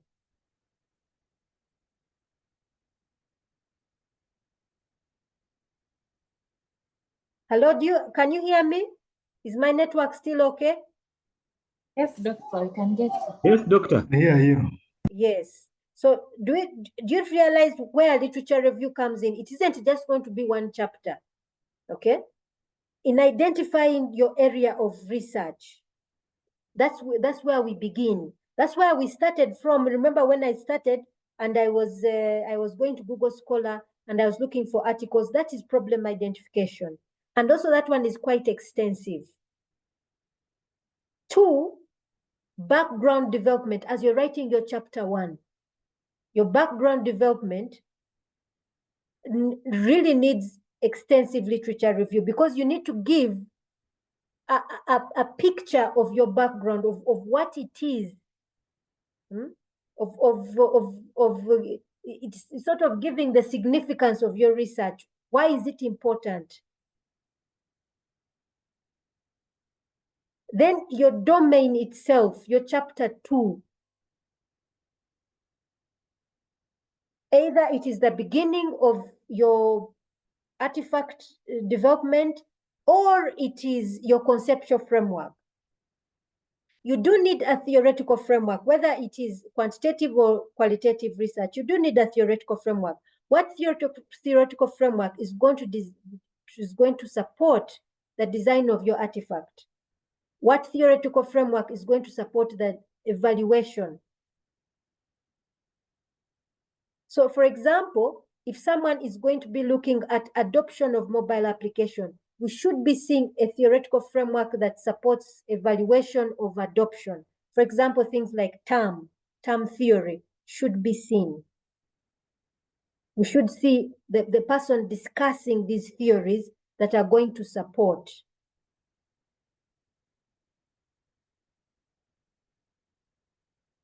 Yes, Arthur. Doctor, I have a question. So, for example, in the scenario of looking at Winnie's example, what happens if for the research she's doing, for example, in Uganda, there is an organization that has made progress towards that effort, but there is no literature to support their effort that they are currently actually contributing towards that, solving that problem. How would you maybe reflect the progress, and yet you have no reference to any literature on what they're doing? Now, there's something in academics where we say, publish or perish. If you've done something and it isn't published, it's not known. Oh, okay. Yeah, that's what they tell us academics, publish or perish. Doctor, also in relation to that, according to your experience, have there been where you find like two students coming up with the same topic? Like when it's time for them to present present maybe their work, and then you find they're doing something similar, like in the initial stages of engaging with a supervisor, but they have come up at least with a proposal or something. I haven't seen it. Other instances where I really haven't. But in case it happens, in case it happens, does it mean to read? No, I don't think. I rarely see it happen. Most of the time, we find cases are different, case studies are different, so it's quite rare. And two, usually the case study where someone is making the study really differs. It's quite rare. I haven't seen it. Excuse me, doctor. Yes, please. Do I have to follow like the format you've also given to the lady that asked about the e-waste or something? The waste stuff. No. Moses is asking, could you kindly share us a research proposal? I really need to look through. I will try my level best to look and find it.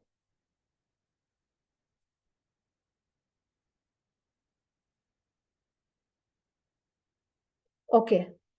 If we're done with this discussion, maybe we can get back to our lecture.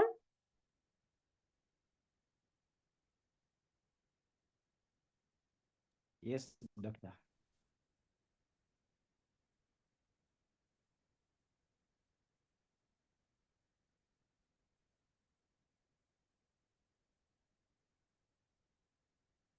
Oh, I was a bit scared. I hadn't seen. I thought I had lost my connection.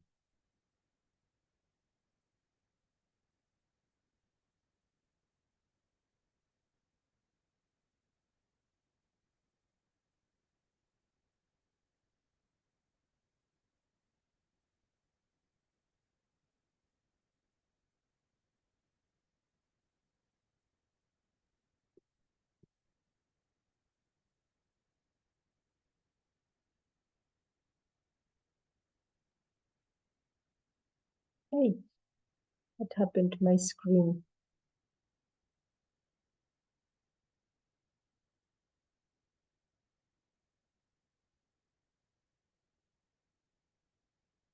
Sorry, I think I lost my screen, sorry. Okay, are we back on? Can you see my screen? Yes, doctor. Yes, we can, doctor. Okay, so just Yes, here a few tips on how you may organize your literature review. Sometimes, well, some of these things, you may follow them, you may not. Personally, I didn't do this, but you can try it. Organize by topical order. So, for example, if if it is on e-waste in particular, in the case of Winfred, you may talk about e-waste, organize those which are in e-waste, specifically those which are on management. You may want to go to those which talk about e-waste and environmental impact. You organize them in different folders on your device, so that as you're going through your chapter structure, you know that as I'm talking about e-waste management, I have articles in this particular folder, a number of them that I've downloaded. Go through them and see which one will support this section better and which one will be best probably in my domain chapter or supporting my conceptual framework, so that you've organized them in separate folders and know where each one of them belongs. Sorry, I think I may have even an actual example. I thought I actually hadn't organized, but let me show you. I actually thought I hadn't done this, but I actually did.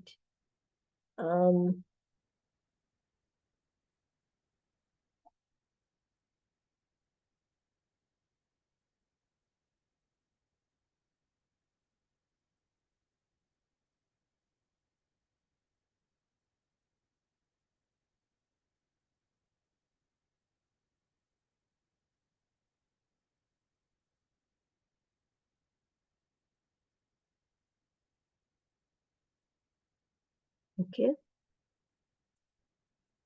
Let me just show you an example. So this is something I did for my PhD. These were my different, so I had a folder for business models because I wanted to evaluate sustainability, especially economic sustainability. I had on case study, community development, context, because I was developing a context model. I actually had to explain what context means. Design science, development, because I was doing something on rural development. So I had to have something, disease burden, district health system, education, healthcare, ICT 4D, IS design, livelihood approach, M-health, mobile artifacts, mobile phone usage. You see the way I organize my literature? It helped me when I knew I'm going to discuss this topic. Let me go back to this where I downloaded these articles and go through articles which may support me on this section, on this particular section. You saw how I wrote the chapter structure for Winfred. So Winfred would have that kind of chronological order of her literature review. Does this make sense? Yes, doctor, it does. Okay.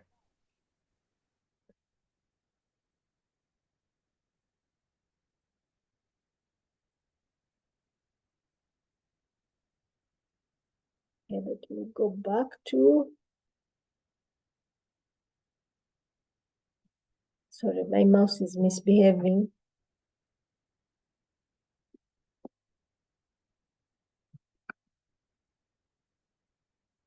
Okay, now in terms of identification of your research problem, where you want to summarize or you want to narrow down to what you want to do.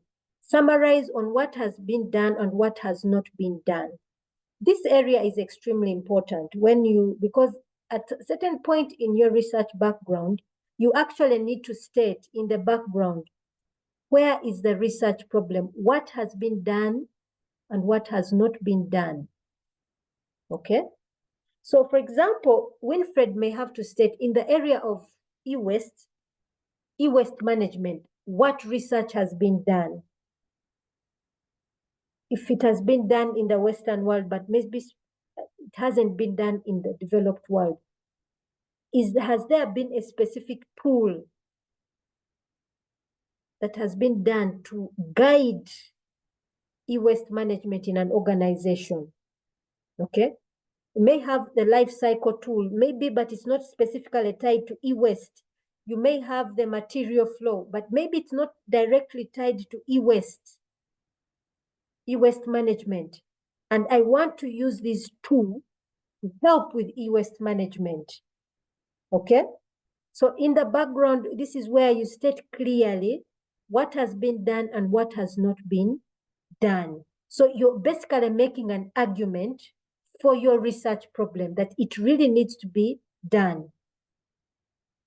So in that section, this is where you formally state your research question or state a hypothesis. Research question in terms of what exactly do I intend to do with my research. All sources of literature review should be cited and listed in references. Okay? Literature review exists in all sections of your research. This is the importance of this to some. A literature review should include introduction, summary, critique of journals, so on and so forth. But it should be evident everywhere. Common errors made in literature review. When you don't organize your review, logically organize it, the way I showed you. Yes, please. Rachel, does someone have a question? Yeah, I was asking, what do you mean by critique of journals? Yeah, there are situations where you may want to critique journals, but you may it's not necessarily the case. It depends on the type of research you're doing. It's not all situations where you have to critique. Critiquing of journals is when maybe someone is doing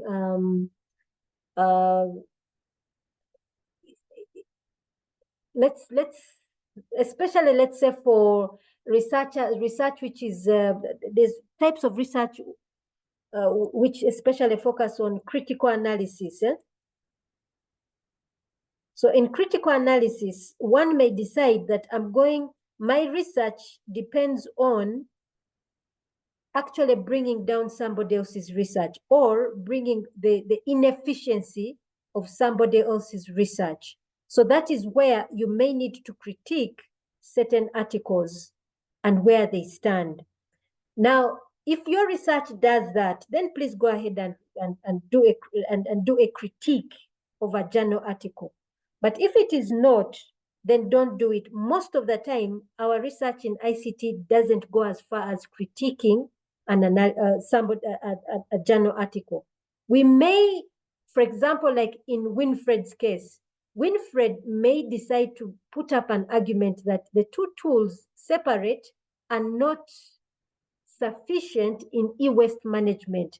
Therefore, requiring the need for development of a framework which combines the two and will therefore support the ICT or the organization in e-waste management. She may decide to say these two tools separate are not sufficient, but a framework, one framework designed based on these two will be a much handier tool. She may decide to do that, but not necessarily critique a published article. For example, these two authors, they are simply presenting these tools that they are underused, underutilized, and they can be utilized. And this is Winfred taking up their proposal, but in a more innovative way. So, Rachel, in terms of critiquing a journal article, this is when your research is doing a critical analysis. And for most of us, our research doesn't do critical analysis. We may present a domain, we may present a case, but we don't actually carry out critical analysis. Rachel, have you understood my point?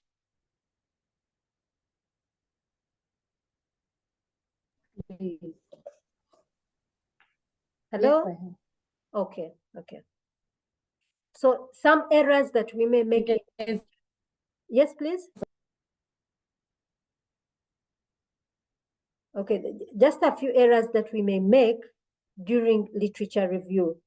Not logically organizing our literature review. If we just decide to download our articles and not chronologically organize them, when it's time to pull them out and use them, it becomes a C. Like for me, I remember when I would travel to the Netherlands, this was the time I would take advantage of using the universities. The universities abroad, you find they have access to all articles. So I'd use this chance to download as many articles as possible. But if I hadn't organized them, then it was going to be a nightmare to try and utilize these articles that are downloaded. So chronologically organizing them is extremely important.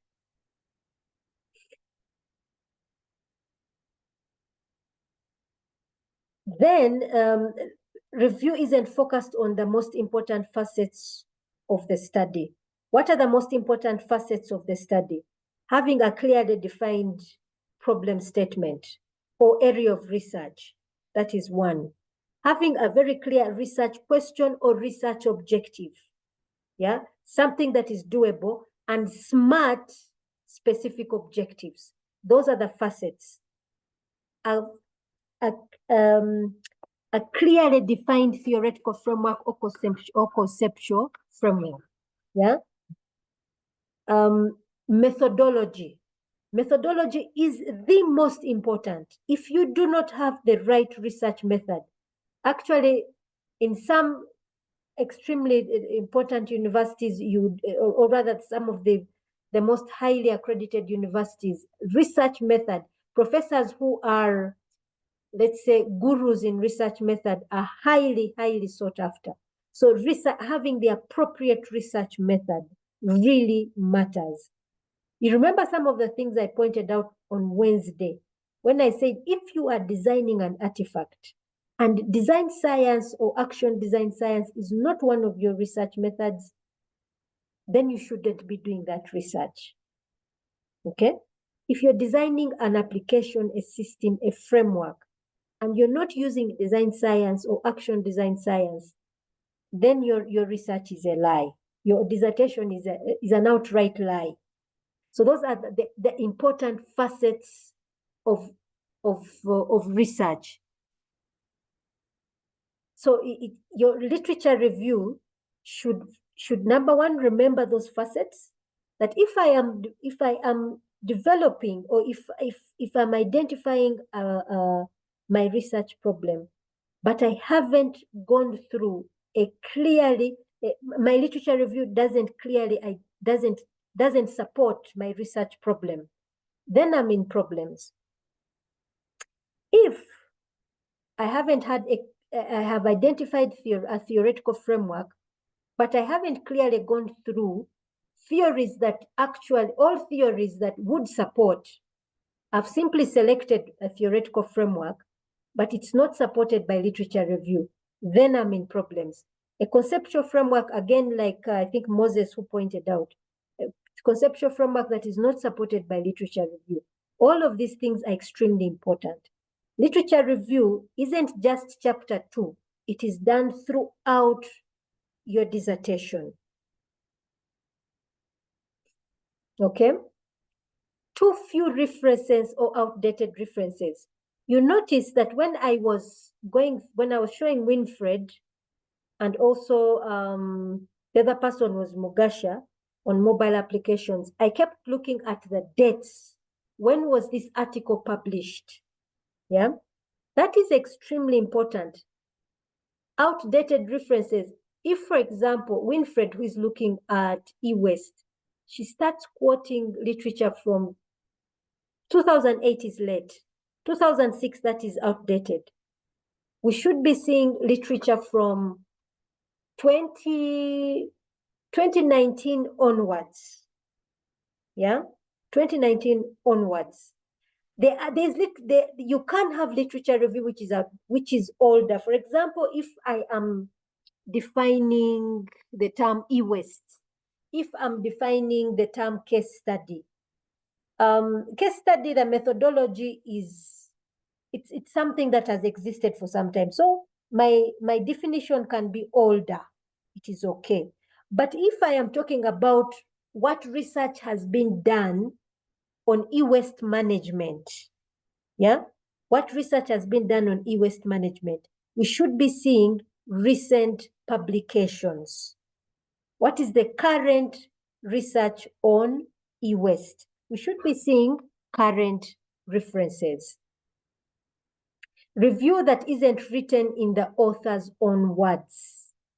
Remember how I was giving you the importance of the chapter structure and how I would develop my chapter after that?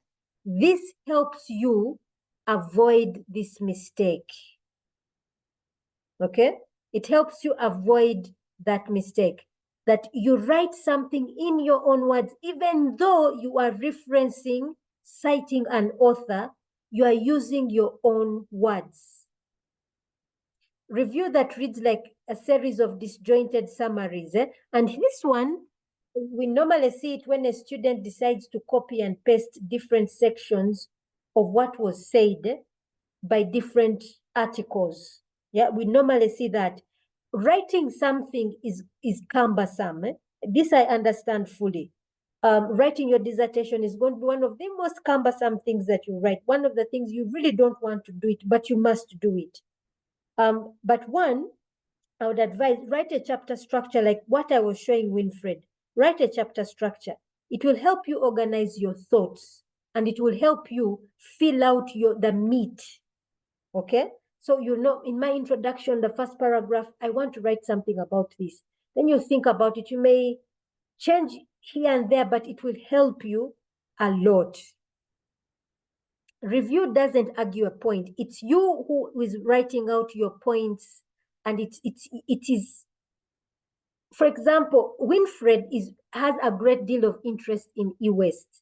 I remember we've talked with Winfred separately, and this is something that she's really passionate about.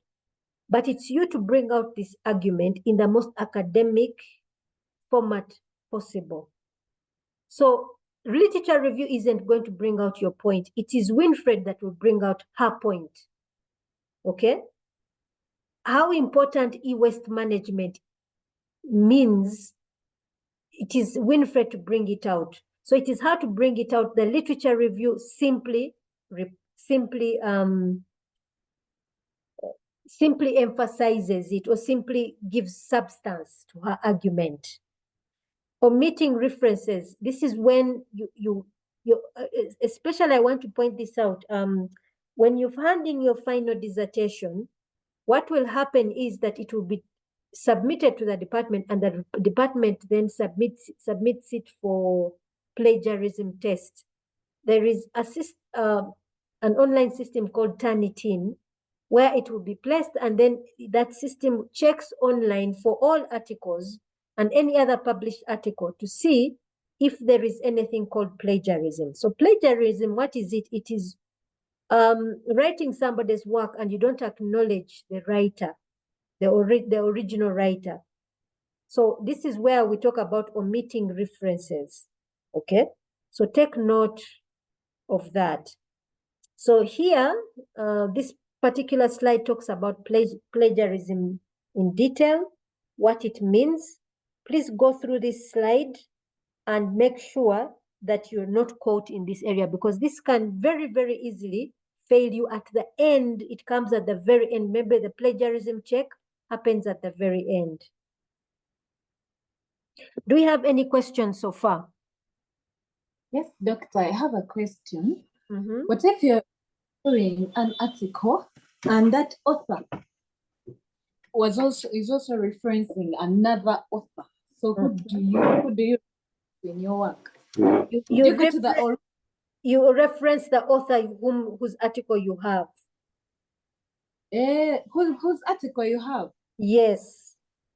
The one that yes, he's referencing somebody else, but you simply say, according to so and so, he or they take this definition of this to be this. Because that's what that author has done. That's the definition, or that's the mindset, the thought they have taken. Oh, okay. Yeah. And you reference. Yes. Okay. So we want to look at what is a research problem. I suggest we look at a research problem and then we stop there, because the next thing will be research question, and I want to handle research questions and hypothesis separate, okay? So what is a research problem? So we have kind of seen it already, so I don't think this will be a difficult area for us to focus on. So a research problem refers to the difficulty a researcher experiences in the context of a theoretical or practical situations, and they want to obtain a solution for the same. Okay? So it is the research, it's a difficulty which a researcher, now notice they use the term researcher. They don't say a software developer. They don't say, they don't talk about, they're not referring to an organizational problem. So at this point, each one of you has become a researcher. So as a researcher, you belong to or you subscribe to a certain research community. So this problem can be theoretical or it can be practical. So take an example. I think it was Mugasha who raised the issue of mobile applications and online shopping. Factors that influence user uptake, those are practical problems, okay? Those are practical problems. The evaluation scale.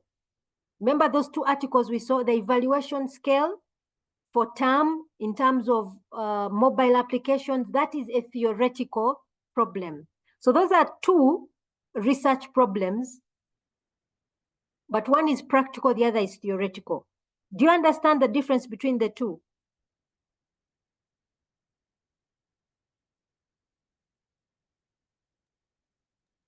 Doctor, you repeat again, please. Okay. You remember the two articles that we saw? Let me go back to them.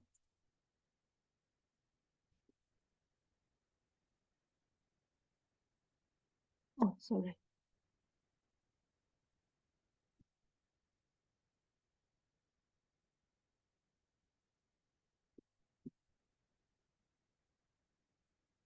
Okay, so I think I've pulled these two out. Let me share. So we had two articles here, which we downloaded in regard to Mugasha's mobile application and online shopping research area.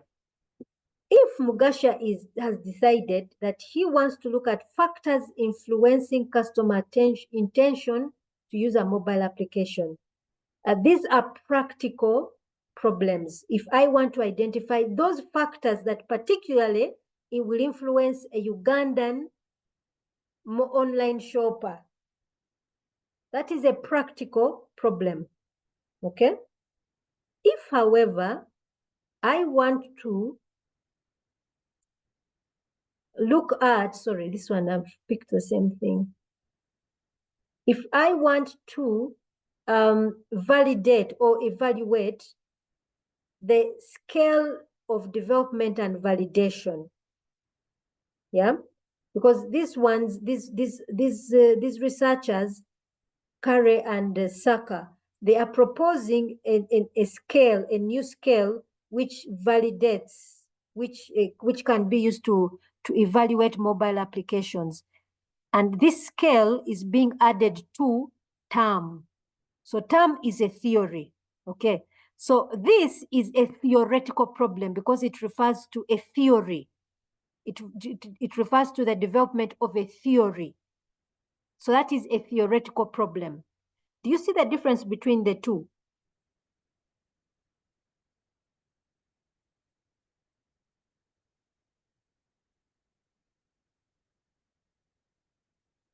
So one adds to theory. The other one of factors can be the factors that, let me go back here. This one can be then, this one is addressed to software developers in terms of how they design their mobile applications, that they are more easily taken up by users. I don't know if you understand what I'm trying to bring across. Am I confusing you further?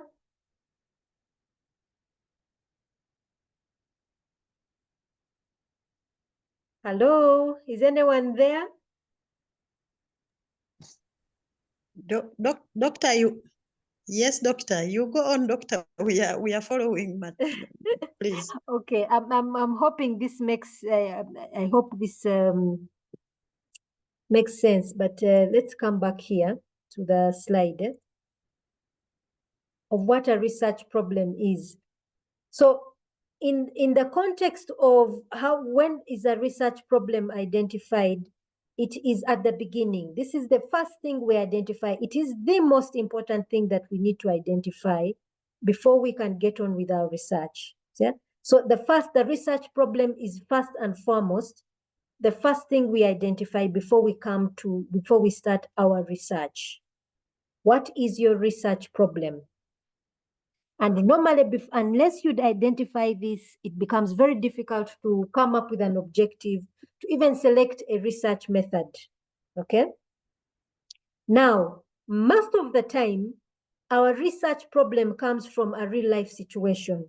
You notice the two people who brought up cases for research problem, Winfred and Mugasha. These are things I am assuming they are currently seeing in their workplaces. Not so for Winfred and Mugasha.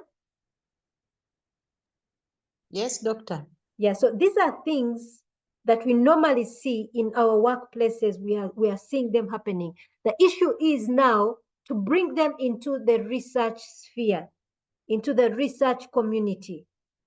What is being said about e-waste? What is being said about mobile applications and online shopping?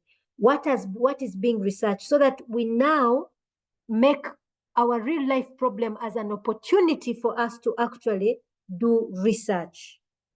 Okay? So there are two kinds of research problems, and this will then lead to research questions, but there are two types of research problems. There are those which relate to the state or the nature of things. Yeah. Then there are those problem which refers to variables, or relationship between variables. So now, when we talk about states of nature, when we look at Winfred's research, that is referring to the state of nature of e-waste management. We want to do e-waste management. So what can we do? That is a state of nature. When we talk about relationship between variables, here we're talking about, now the state of nature is referring to qualitative research. It may be requiring us to go and explore something. So take an example. For Winfred, she should be designing something with the hope that she explores to see if it does bring about. She would do an evaluation and to see does it actually can it actually bring about e-waste management. When we talk about a problem that is referring to relationship between variables, yeah, and I think here I gave an example when in our previous lectures, when I talked about synchronous online learning and experience in the learning experience. That is a relationship between variables. So this one is pointing to quantitative research. So you see here, what this is trying to tell us is that your research problem will indicate that the app will guide you on the research approach you need to take. You see here where we said that the research problem is first, because the research problem directly guides us on the research approach we're going to take. It will guide us on the research method that we're going to use, okay? It basically guides us on what direction we need to, our research needs to take. So your research problem may be experienced by an individual or a group or an organization. This group may be a population, okay? It may be a community. This community may be an organization, for example, or this community could be a sector. So for example, it could be a banking sector. It could be the education sector. It could be government. Now take an example for Winfred's case. E-West, we could be organized. It could be, it affects any organization. It affects individual. Or rather, it is caused by individuals and it is caused by organizations. But for her case, she wants to look at organizational level. And at organizational level, she wants to specifically go to use the case of Uganda Police. She's using the case of Uganda Police, but in essence, organizational e-waste is experienced by any organization, be it private or public. Yeah, be it private or public, the experience is the same. Let me check for questions. If we have any other, no, we don't have. Okay, let's move on. Now, the research problem points to an objective that we want to attain. So take an example, Winfred's situation of organizational, e-waste organizational management is referring to the need for organizations to manage their e-waste. And therefore, she comes up with an objective. What the research problem is the need for organizations to have e-waste management. The objective then becomes design of an e-waste management framework. That becomes the objective. There can be alternative means of attaining this objective. For example, Winfred's case, the alternatives could be, why not just use the life cycle and material flow tools? Why not just use those? And that's when she also makes an argument in her background on why it is necessary to build a whole framework rather than using these two separate tools. Yeah. She then builds up an argument for that. For the one who is using the quantitative approach, the hypothesis, what the objectives come from the hypothesis. What is the alternative hypothesis? And when we talk about this in detail, we're going to have this separate lecture.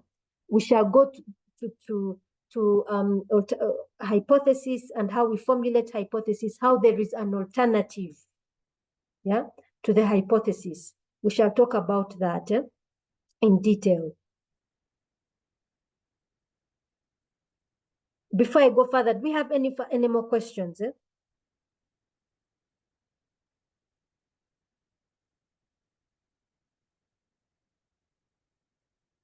you have any? Hello, I do have a bit of a question. Yes. My question is, can you not have a research that looks at the state of the nature, but still be quantitative in the sense that whereas you are evaluating the state of the nature, you are in fact digging to find out perhaps in your hypothesis, you still have some quantitative questions to answer. Sorry, you're saying, can we do state of nature, but it's quantitative in nature, quantitative in approach? Is that your question? Yes. Yes, we can. Like we discussed, I think it was on Wednesday, like we discussed that in quantitative research, it is possible even to do a survey when we are exploring it. It's quite possible. It's rare, but it's possible. It's just that most of the time when we're looking at state of nature, it's normally qualitative in leaning, but it's quite possible to do, there's, for example, a survey research and you're exploring. It's quite possible.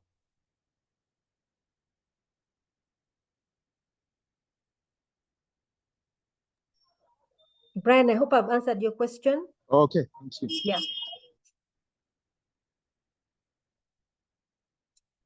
We also note that some research problems are... Yes, thank you. Yes, please. Some research problems may be tied to the environment. Yeah.